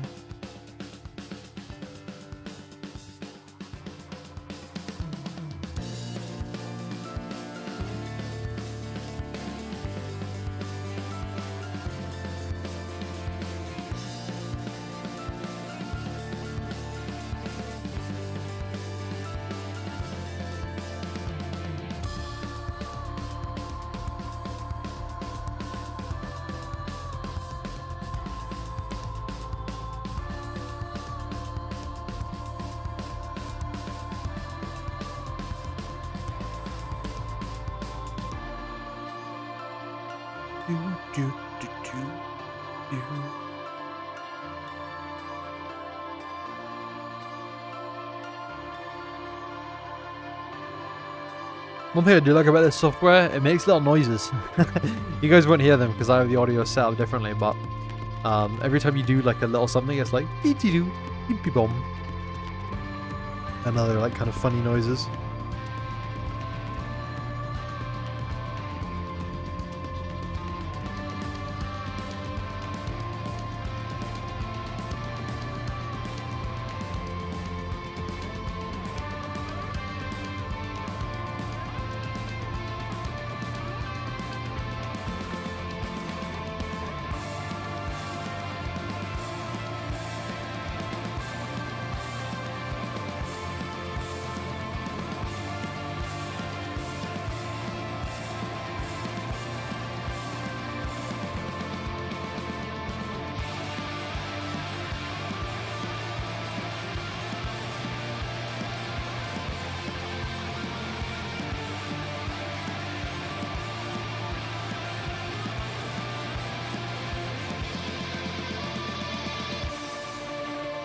You guys think it'd be better if, like, when I tilt my hand over to see the chat, you guys can see it as well? Or do you think it's better if I just have that for me? I don't know if it makes much of a difference. I guess you have the chat up on the screen anyway. I guess it would just contextualize what I'm doing when I, like, flip my hand over all the time. Because I'm just checking if you guys have been saying anything. I don't know. I'm kind of pleased that this VR sculpting has, for the most part, gone off without a hitch. Because, this could have gone wrong. I didn't maybe give it all the respect it deserved for the setup process.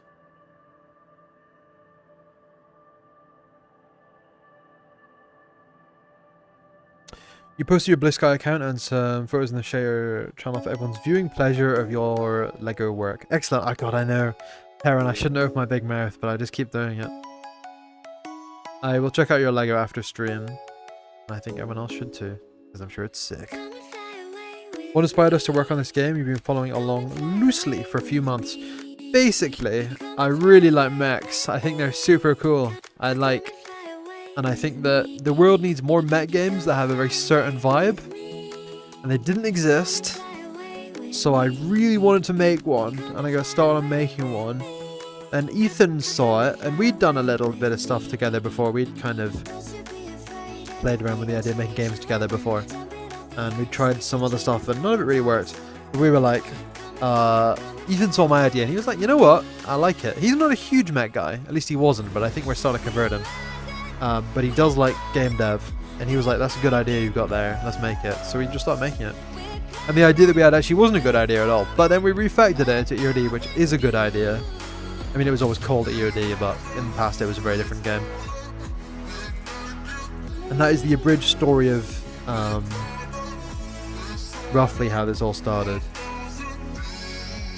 But you're right, I really shouldn't have jinxed it, Terran. We're going to have like a stream outage, my computer's going to blow up, and we're going to lose the design that we've done here.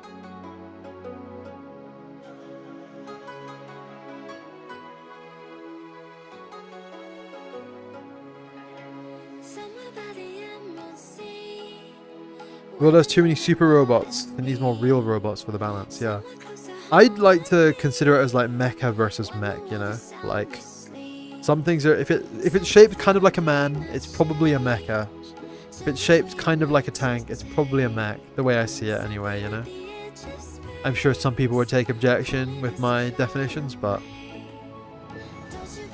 it's pretty useful to define it like that.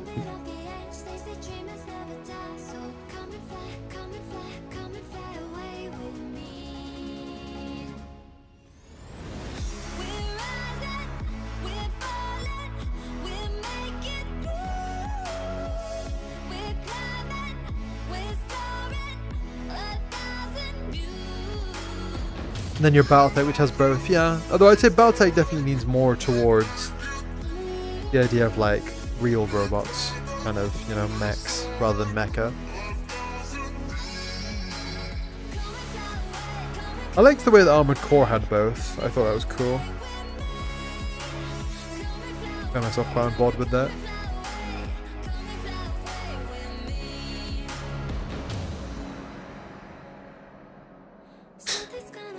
I love Armored Core. Yeah, good.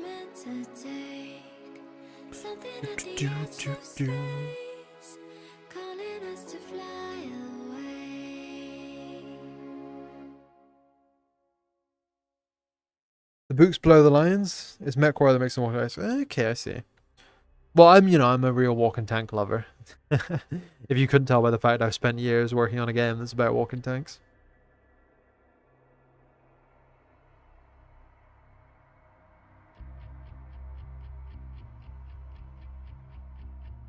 AC6 was a day one purchase. Same. That shit was awesome. I'm pretty excited for AC8 Armored Core. The other AC. I'm excited for Ace Combat 8 Wings of Thief. I think it's going to be awesome.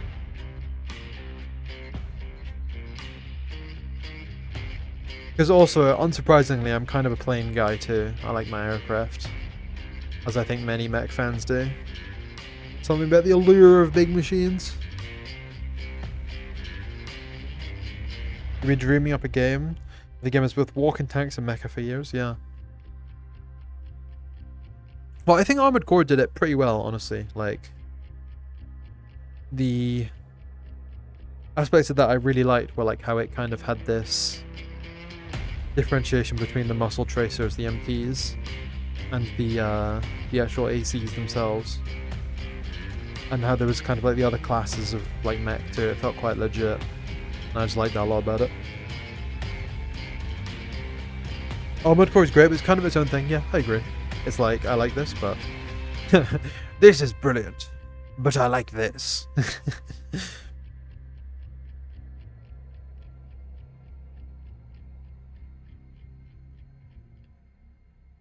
Ace Combat 7 looked decent, but Shadow Horizons were Abomination 67 weren't. Yeah, I mean, that's understandable, but like, you gotta know that Ace Combat 7 really brought it back for the Ace Combat franchise. Like, it's amazing. Have you ever thought about adding like mining robots to show the lore of the world mechs weren't just for warfare? Yeah, actually. And more on that in the upcoming game mode, Frontline Resource Operations. Ooh. Armored Core is great. I just wish From Software would make Chrome Hounds 2 the cowards. Yeah. I wish too, I guess, because I would want to play Chrome Hounds, and I never did. I've been pinged in the EOD server. What's the story here? What if it's stream related?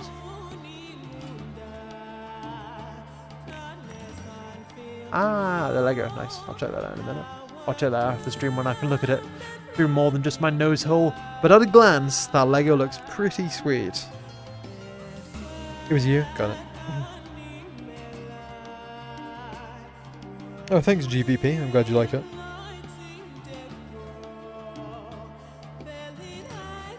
It's fine, don't worry about it. Construction mechs in combat, melee weapons like concrete saws.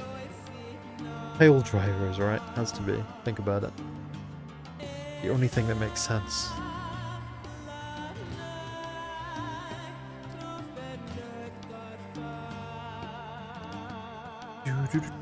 Let's stamp some stamps on this.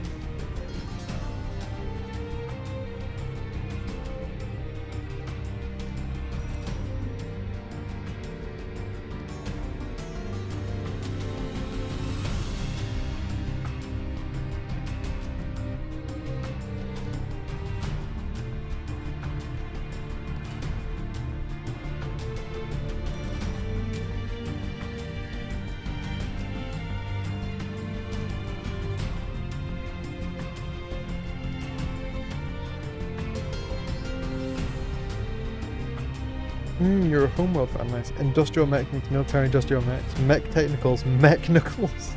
I don't know about that one. Mech knuckles, maybe it's sort of a road name.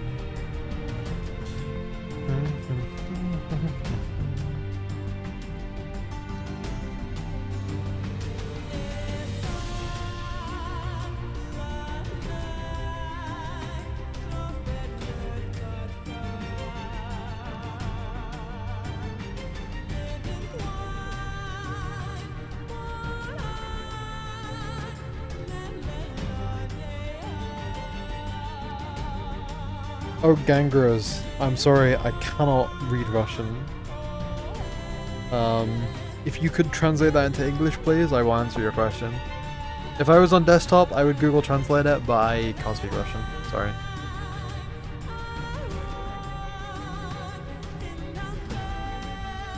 Meg with a flatbed backpack. Oh man, that'd be fine.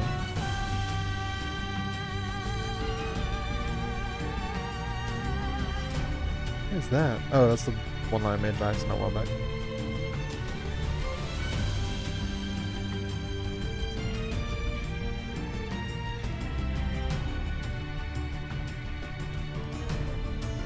Do you think heavy mechs have war haunts for intimidating enemies? I do. That would be awesome.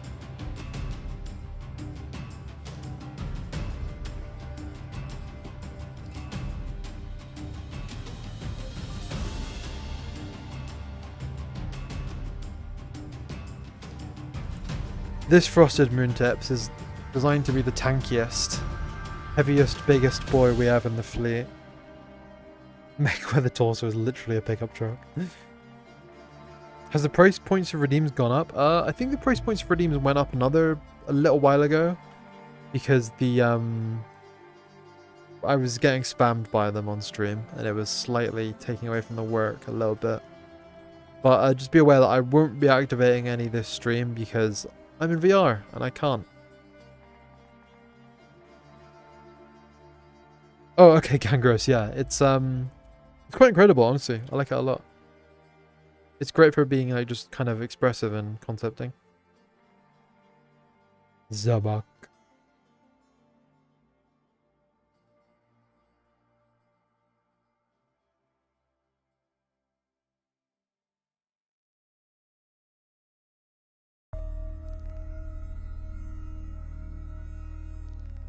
I'll probably work on the legs a bit more, like on the desktop mode. I think that'll just be a bit easier for me.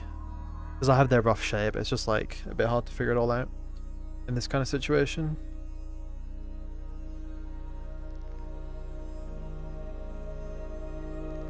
And I'll do a bunch of like scale checks on desktop just to make sure everything's as it should be. And then I'll pump out some cool renders for you guys to have a look at.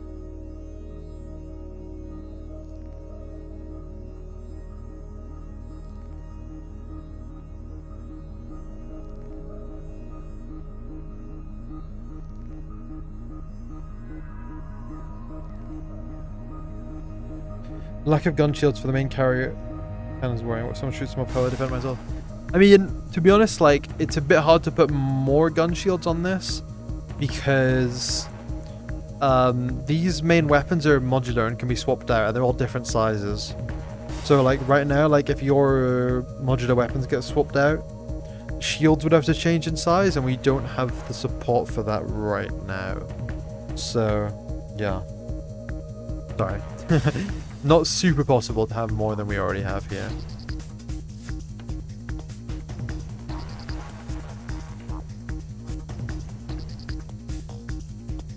This thing's gonna have 6 hard points? No, just 2 hard points. 2 big ones and 4 small ones. And it's gonna be incredibly slow. Actually, Terran, we actually have a name for this guy already. This guy is the Bulwark. Which I know it's rare for us to have a name out the door for a mech, but we do have a name for him. He's going to be slow, heavy, and an absolute tank to try and take down. But, you know, you'll be able to sneak around the back pretty easily.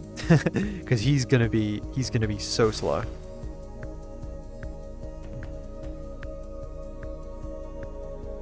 Jonker, yeah.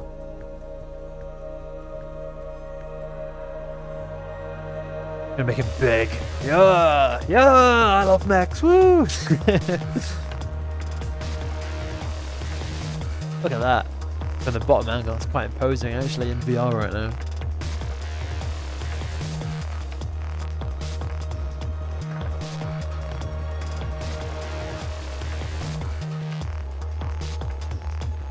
I definitely think doing a few scale checks on desktop and just pulling a few things around, which is harder to do in VR. Once I do those scale checks and everything, it will definitely fix them up a little bit. Like, it will improve the bigness of him, you know? He will feel bigger, he'll feel larger, more imposing.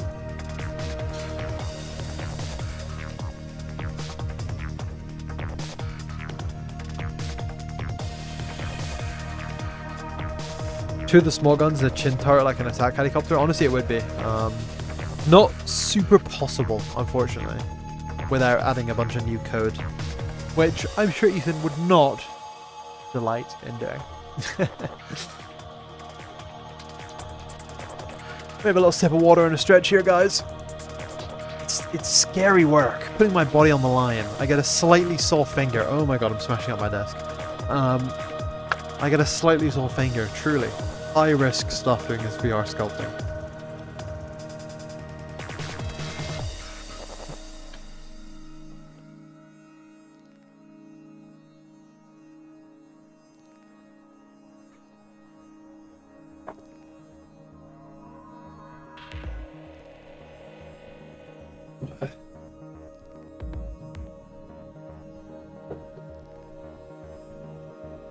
That's my mouse. I need my VR controller.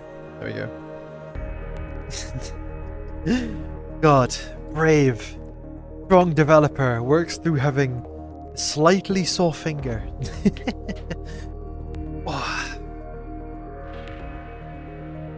Am I crazy, or does this guy like slightly have like a Helldivers vibe? You know, like just a little bit, not a lot, just a little bit. Maybe it's just all the miniguns and the weapon composition.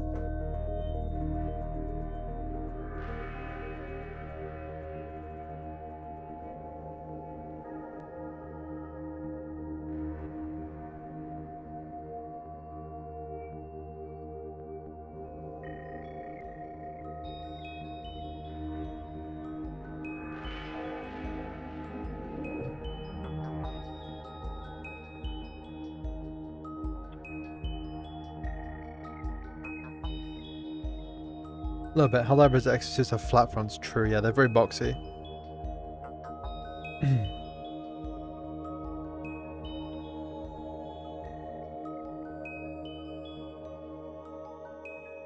It's the blockiness, yeah. Well, I like the blockiness because it makes it feel heavy, and that's just nice.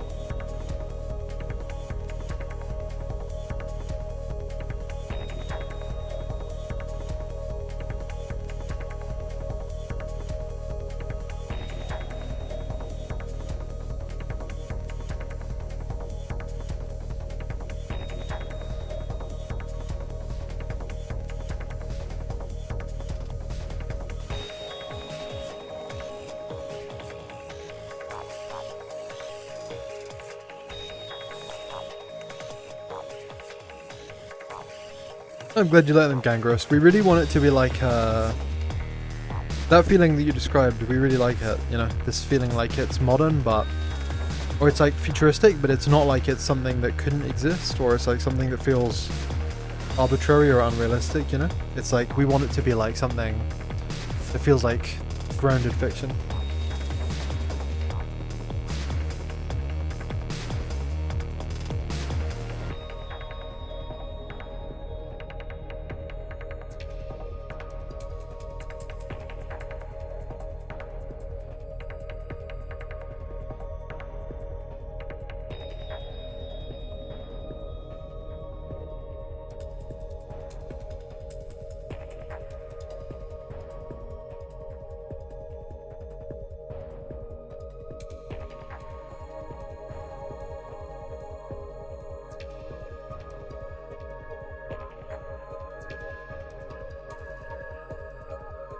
Honestly, that would be cool, Toasted. That would be very cool. Save reminder. Yep, let's do it. Saved.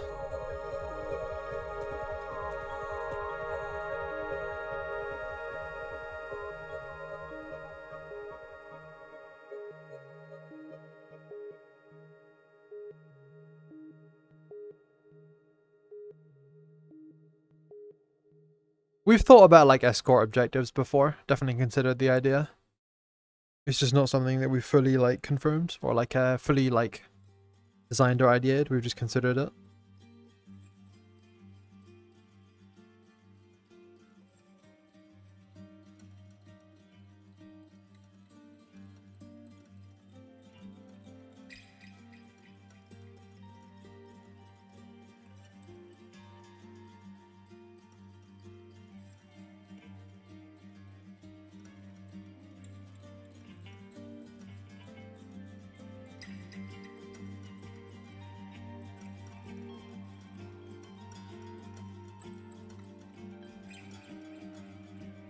Since we're working on new game modes at the moment, amongst, you know, many other things, what game modes have you guys played in games that, like, where you just thought were, like, really good, really fun, really replayable game modes that just kind of stuck with you and you're like, that was awesome, I want to do it again, and then you did?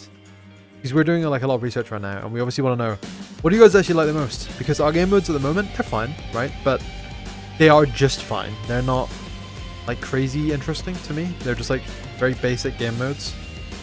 They do have a couple of little issues, but I guess we have some ideas about what we think is going to be really interesting. And I'm kind of curious what game modes you guys have played that have stuck with you. Attrition game mode with NPC infantry and NPC aircraft. Now, yeah, that is the kind of thing that sticks with you, right? Like, that stuff is cool. I'd love to do something like that. The NPC infantry and aircraft can be a bit of a tall order for a small team like us, but it's not completely impossible.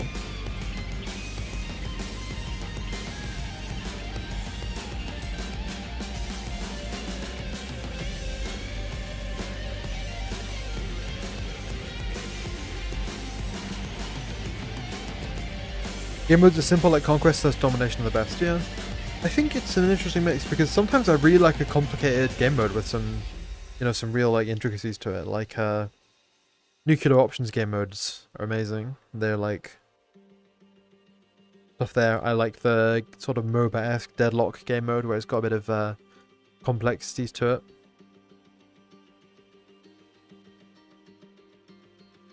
There's some things I don't like about them, but there's some things I do like about them. Like, I don't like how in Deadlock, your team gets rolled, like, at the end, and it's, like, completely impossible to win. I like it when there's a bit more coming and going, but, you know, you could always have a chance of winning. But at the end of a Deadlock game, like, it does get to a point where there's no way you could win. I don't love that. I wouldn't want to make a game mode that has, like, a bit where you just have to get beaten for, like, 5 or 10 minutes. There's nothing you can do about it.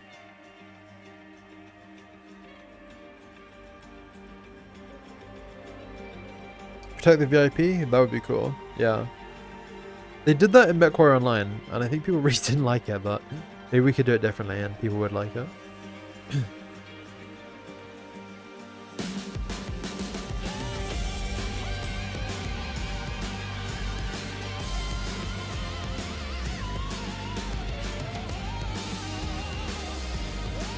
Gamers with stages as sub-objectives? Yeah, me too. I just think all the stages have to be good. And I think if one of the stages is just like you and your team getting like demolished at the end and it's like not fun, I think that sucks a little bit. You like All Out Warfare, like Battlefield, massive maps, tons of players, something that can make some of your lore operations, yeah. Yeah, that stuff is always good. The Battlefield 6 beta was so much fun. It really seemed like the full game did not deliver on that in the same way that the beta did, which is interesting.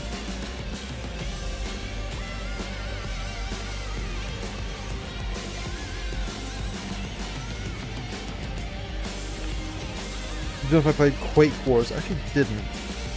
In match 11 where you got different benefits, yeah. MWOs was just very poorly done. Alice was super slow, didn't fire, and often turned around and showed the enemy its back. Right, okay. Wait, are you modeling in VR? Yes, I am sculpting and designing this mech in VR as we speak using Substance Modeler. Yeah, that's what I'm doing. It's very creative. It lets you be quite expressive with it, which is nice. And then later, this model is going to be taken into Blender, and it's going to be cleaned up, and it's going to be made just properly game ready, you know, because right now this isn't a properly game ready model. It's going to be one day, but it isn't right now.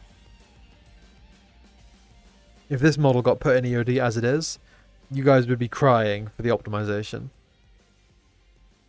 Yeah, so Toasted Waffles, right, that's a really interesting point, because I also really like that. Like, I love the progressive game modes, but there's a bit of a problem, and that's in the sense that we've kind of closed ourselves off on that one, because all your mechs that you put together, it's like, we can't do in-match progression because we've done meta progression, you know? Like, you get this, you do your out of game, this mech doesn't skip leg day, true. We can't have our cake and eat it in regards to, like, we can't have meta progression and in-game progression. Even though in-game progression makes for more interesting game modes, like, locking off your mechs behind it would probably mostly be annoying.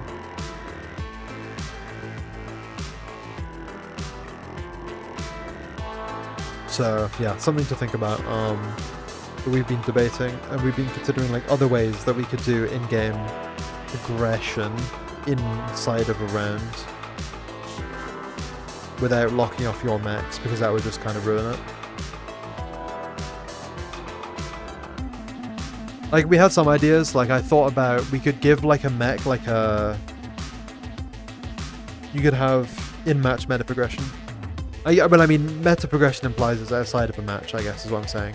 But one thing we did think about was that we could have, like, a... Your mech has a value, and then, like, the buying of it is based on that. All of the mechs in this game, for the most part, do not tower skyscrapers, but they will tower, like, a multi-story building. They are not, like, they're 12, 13, 14, 15 meters tall. You never got around to playing Mech Warrior Living Legends, but you liked Command & Conquer Renegades. Yeah, weirdly, you know, I actually did a little bit of, like, there were, like, 2 waves of modders who did Mech Warrior Living Legends stuff, and when I was a really young guy, I worked on a few things for that, but, I just never played the game because all the play sessions were like American times, I think. And I had really bad internet at the time. So ironically, despite putting a few things in Mech Warrior Living Legends, I never had a match of it. Yeah. A bit weird, but it is what it is. Cool game though. But yeah, I mean, if I was designing EOD from scratch, I think I would probably... Maybe I would omit the meta progression of like having your own mechs, which you keep, and have in-round progression instead, like Mech Warrior Living Legends, like Nuclear Option, because I think it's marginally more fun.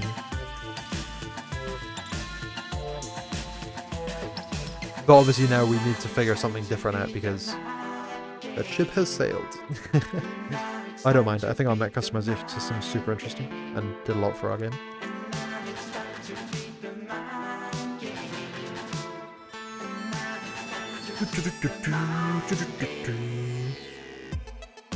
Oh, I tell you what, lads, the back is getting pretty stiff over doing this. A little sip of water and a stretch.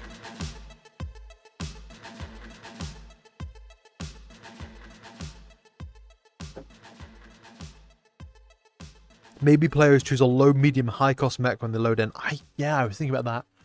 Or maybe they have like a drop deck. Like a deck of mechs that they can put in. And it has like a budget or something.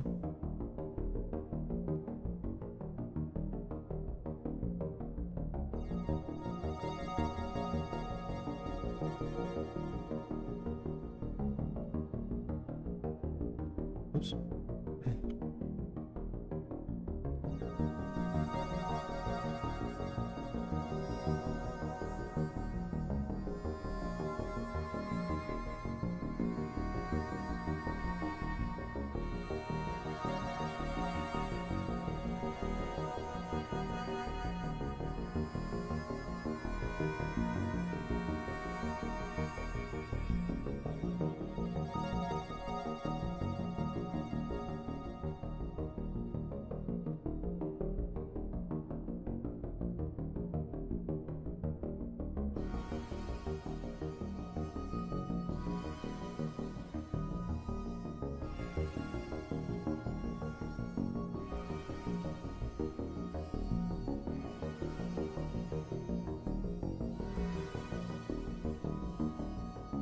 Oh, Gangros, you've hit us with the Russian again, man.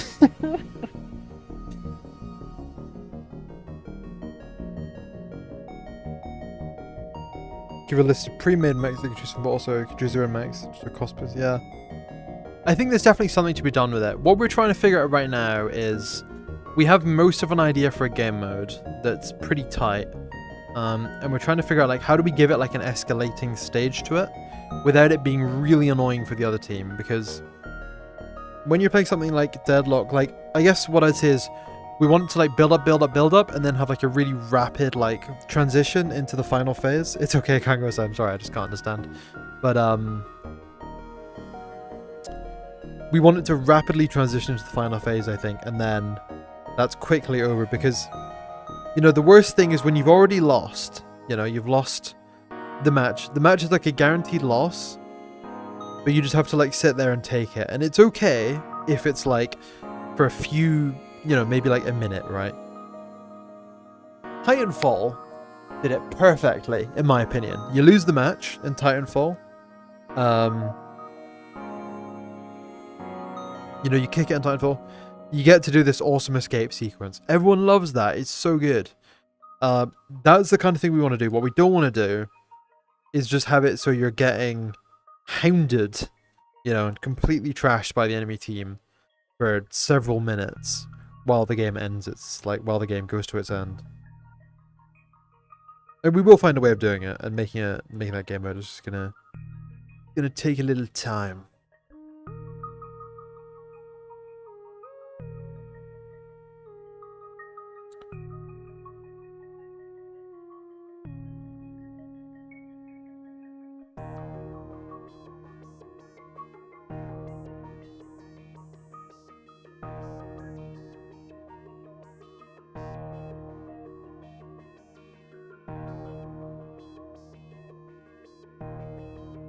It'd be interesting to see a robot with a wedge-shaped nose similar to the IS-3 tank or bow of an icebreaker.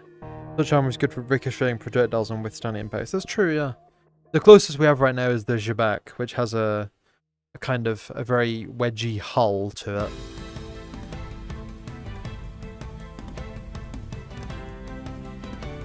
Ooh. I need to be like posture checking myself here, or I'm gonna get in a bit of back trouble. Hike nose mech would be very funny and cool, yeah. For sure.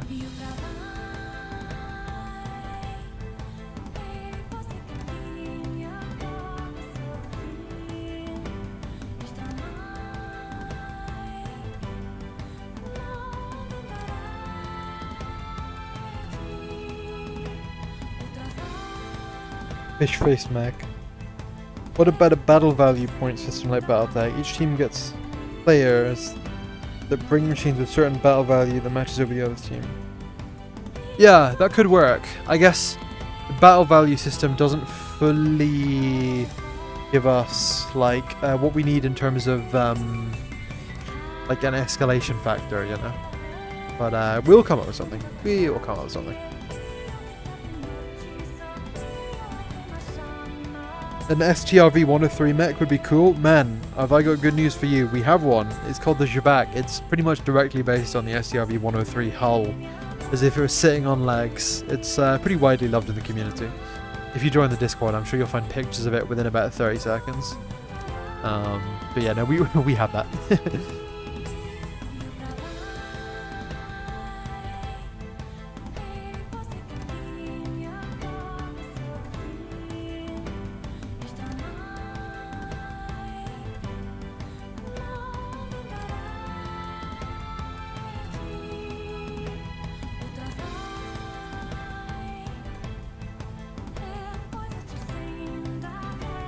Honestly, I love when people ask for something that we already have in the game, because it's like, oh, you're gonna love this. You don't even have to wait. Like, we have it for you right now.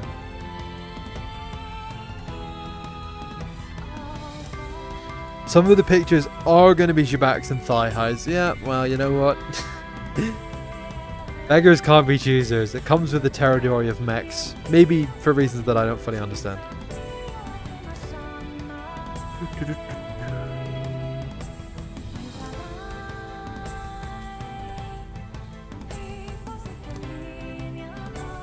Checking, yeah.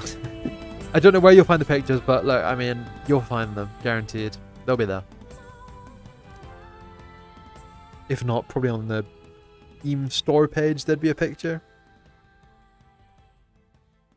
Have I tried reality scanning models? I didn't see the question earlier, so I didn't answer it. But no, I haven't tried reality scanning models because, I mean, I have, but never for EOD. Like, I've done 3D scanning, but, I mean, this is going to sound really dumb, but everything in EOD is made up, you know what I mean? So we can't, there's no mechs to scan, there's no fascinating, like, locations to scan that we can fully use. I mean, it's a good tool, but only for certain things. And, like, most of what's in EOD, it's made up. We can't scan it. And that's that.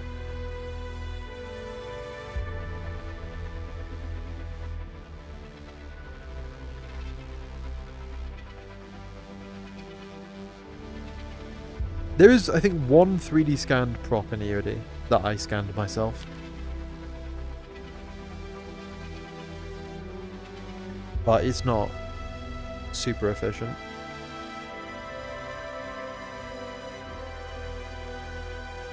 Photogrammetry also produces horrendous geometry. Yeah, you have to clean up afterwards.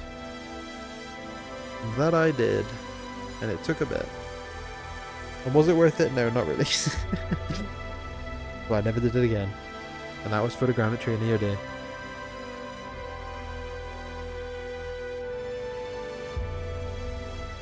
I mean, to be fair, what I'm doing right now produces horrendous geometry, but, you know, this is a concept piece at the end of the day.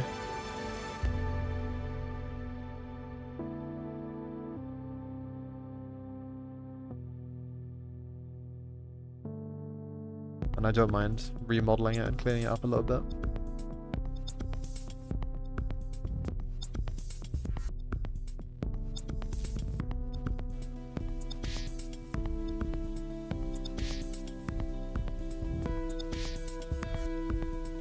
Oh dude, I love the No Man's Sky music, it's so good.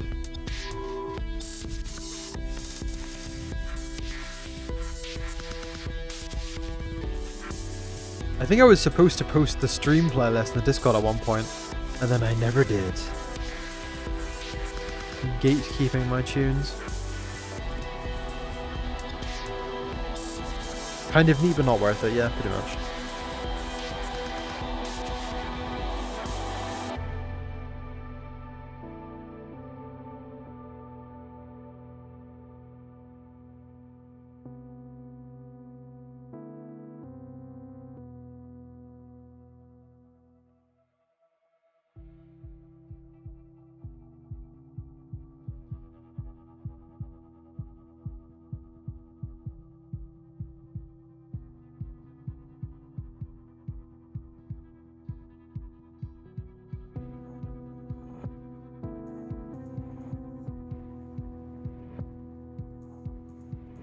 Yeah, I mean, we've designed this whole mech now in like 4 hours, which I think it's pretty good time for just like getting a concept piece done.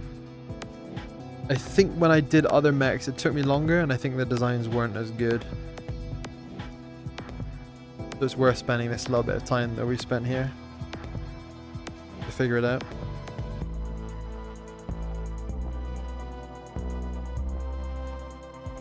In general, I think it'd be a very good idea to immortalize World War II tanks in the game as robots, like an event or something like that.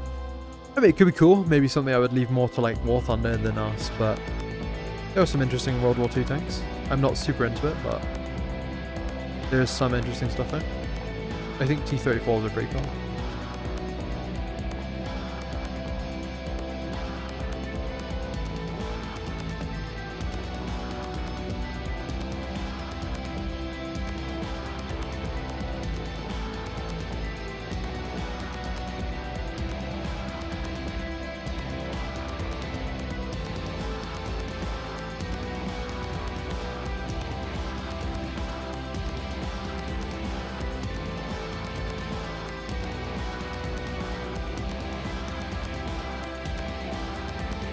German light mech.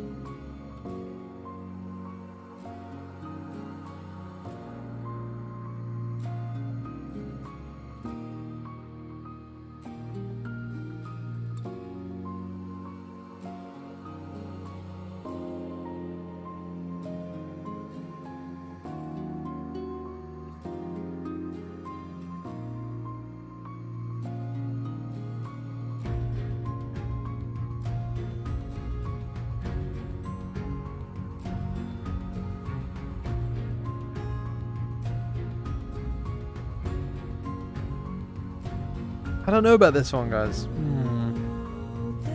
I've done on other mechs, but this one's kind of devoid of circles. Maybe I should put some more circles in somewhere, and then maybe that would just... Maybe that would fix up the design a little bit around this area.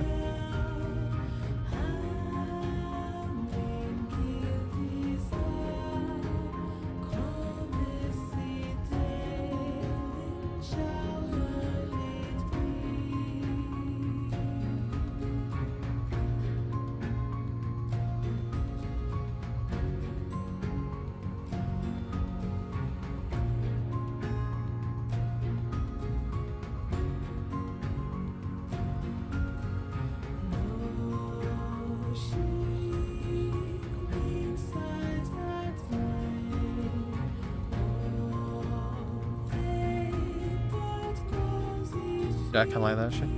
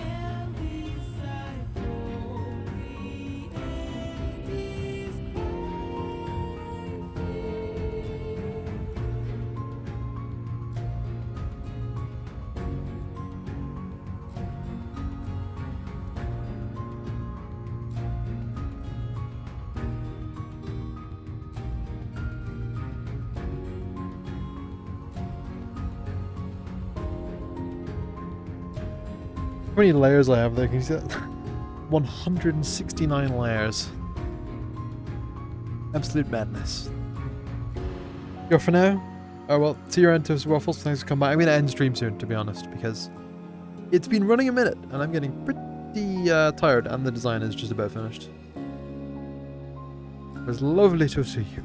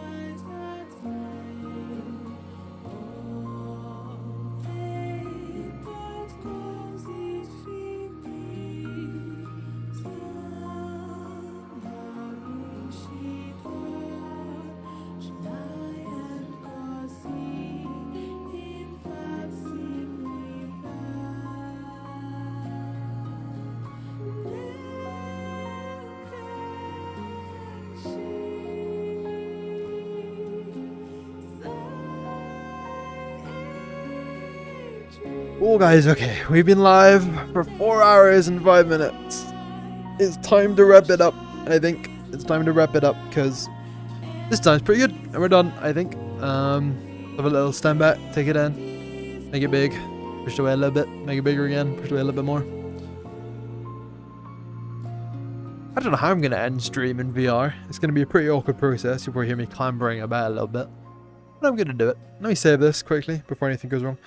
I'm starting to wonder, I think I might have lost chat again, by the way. YouTube chat may have died again. Let's find out if that is the case. Where's my phone? Yeah, I can't find my phone. Where did I put it? Ah, there it is.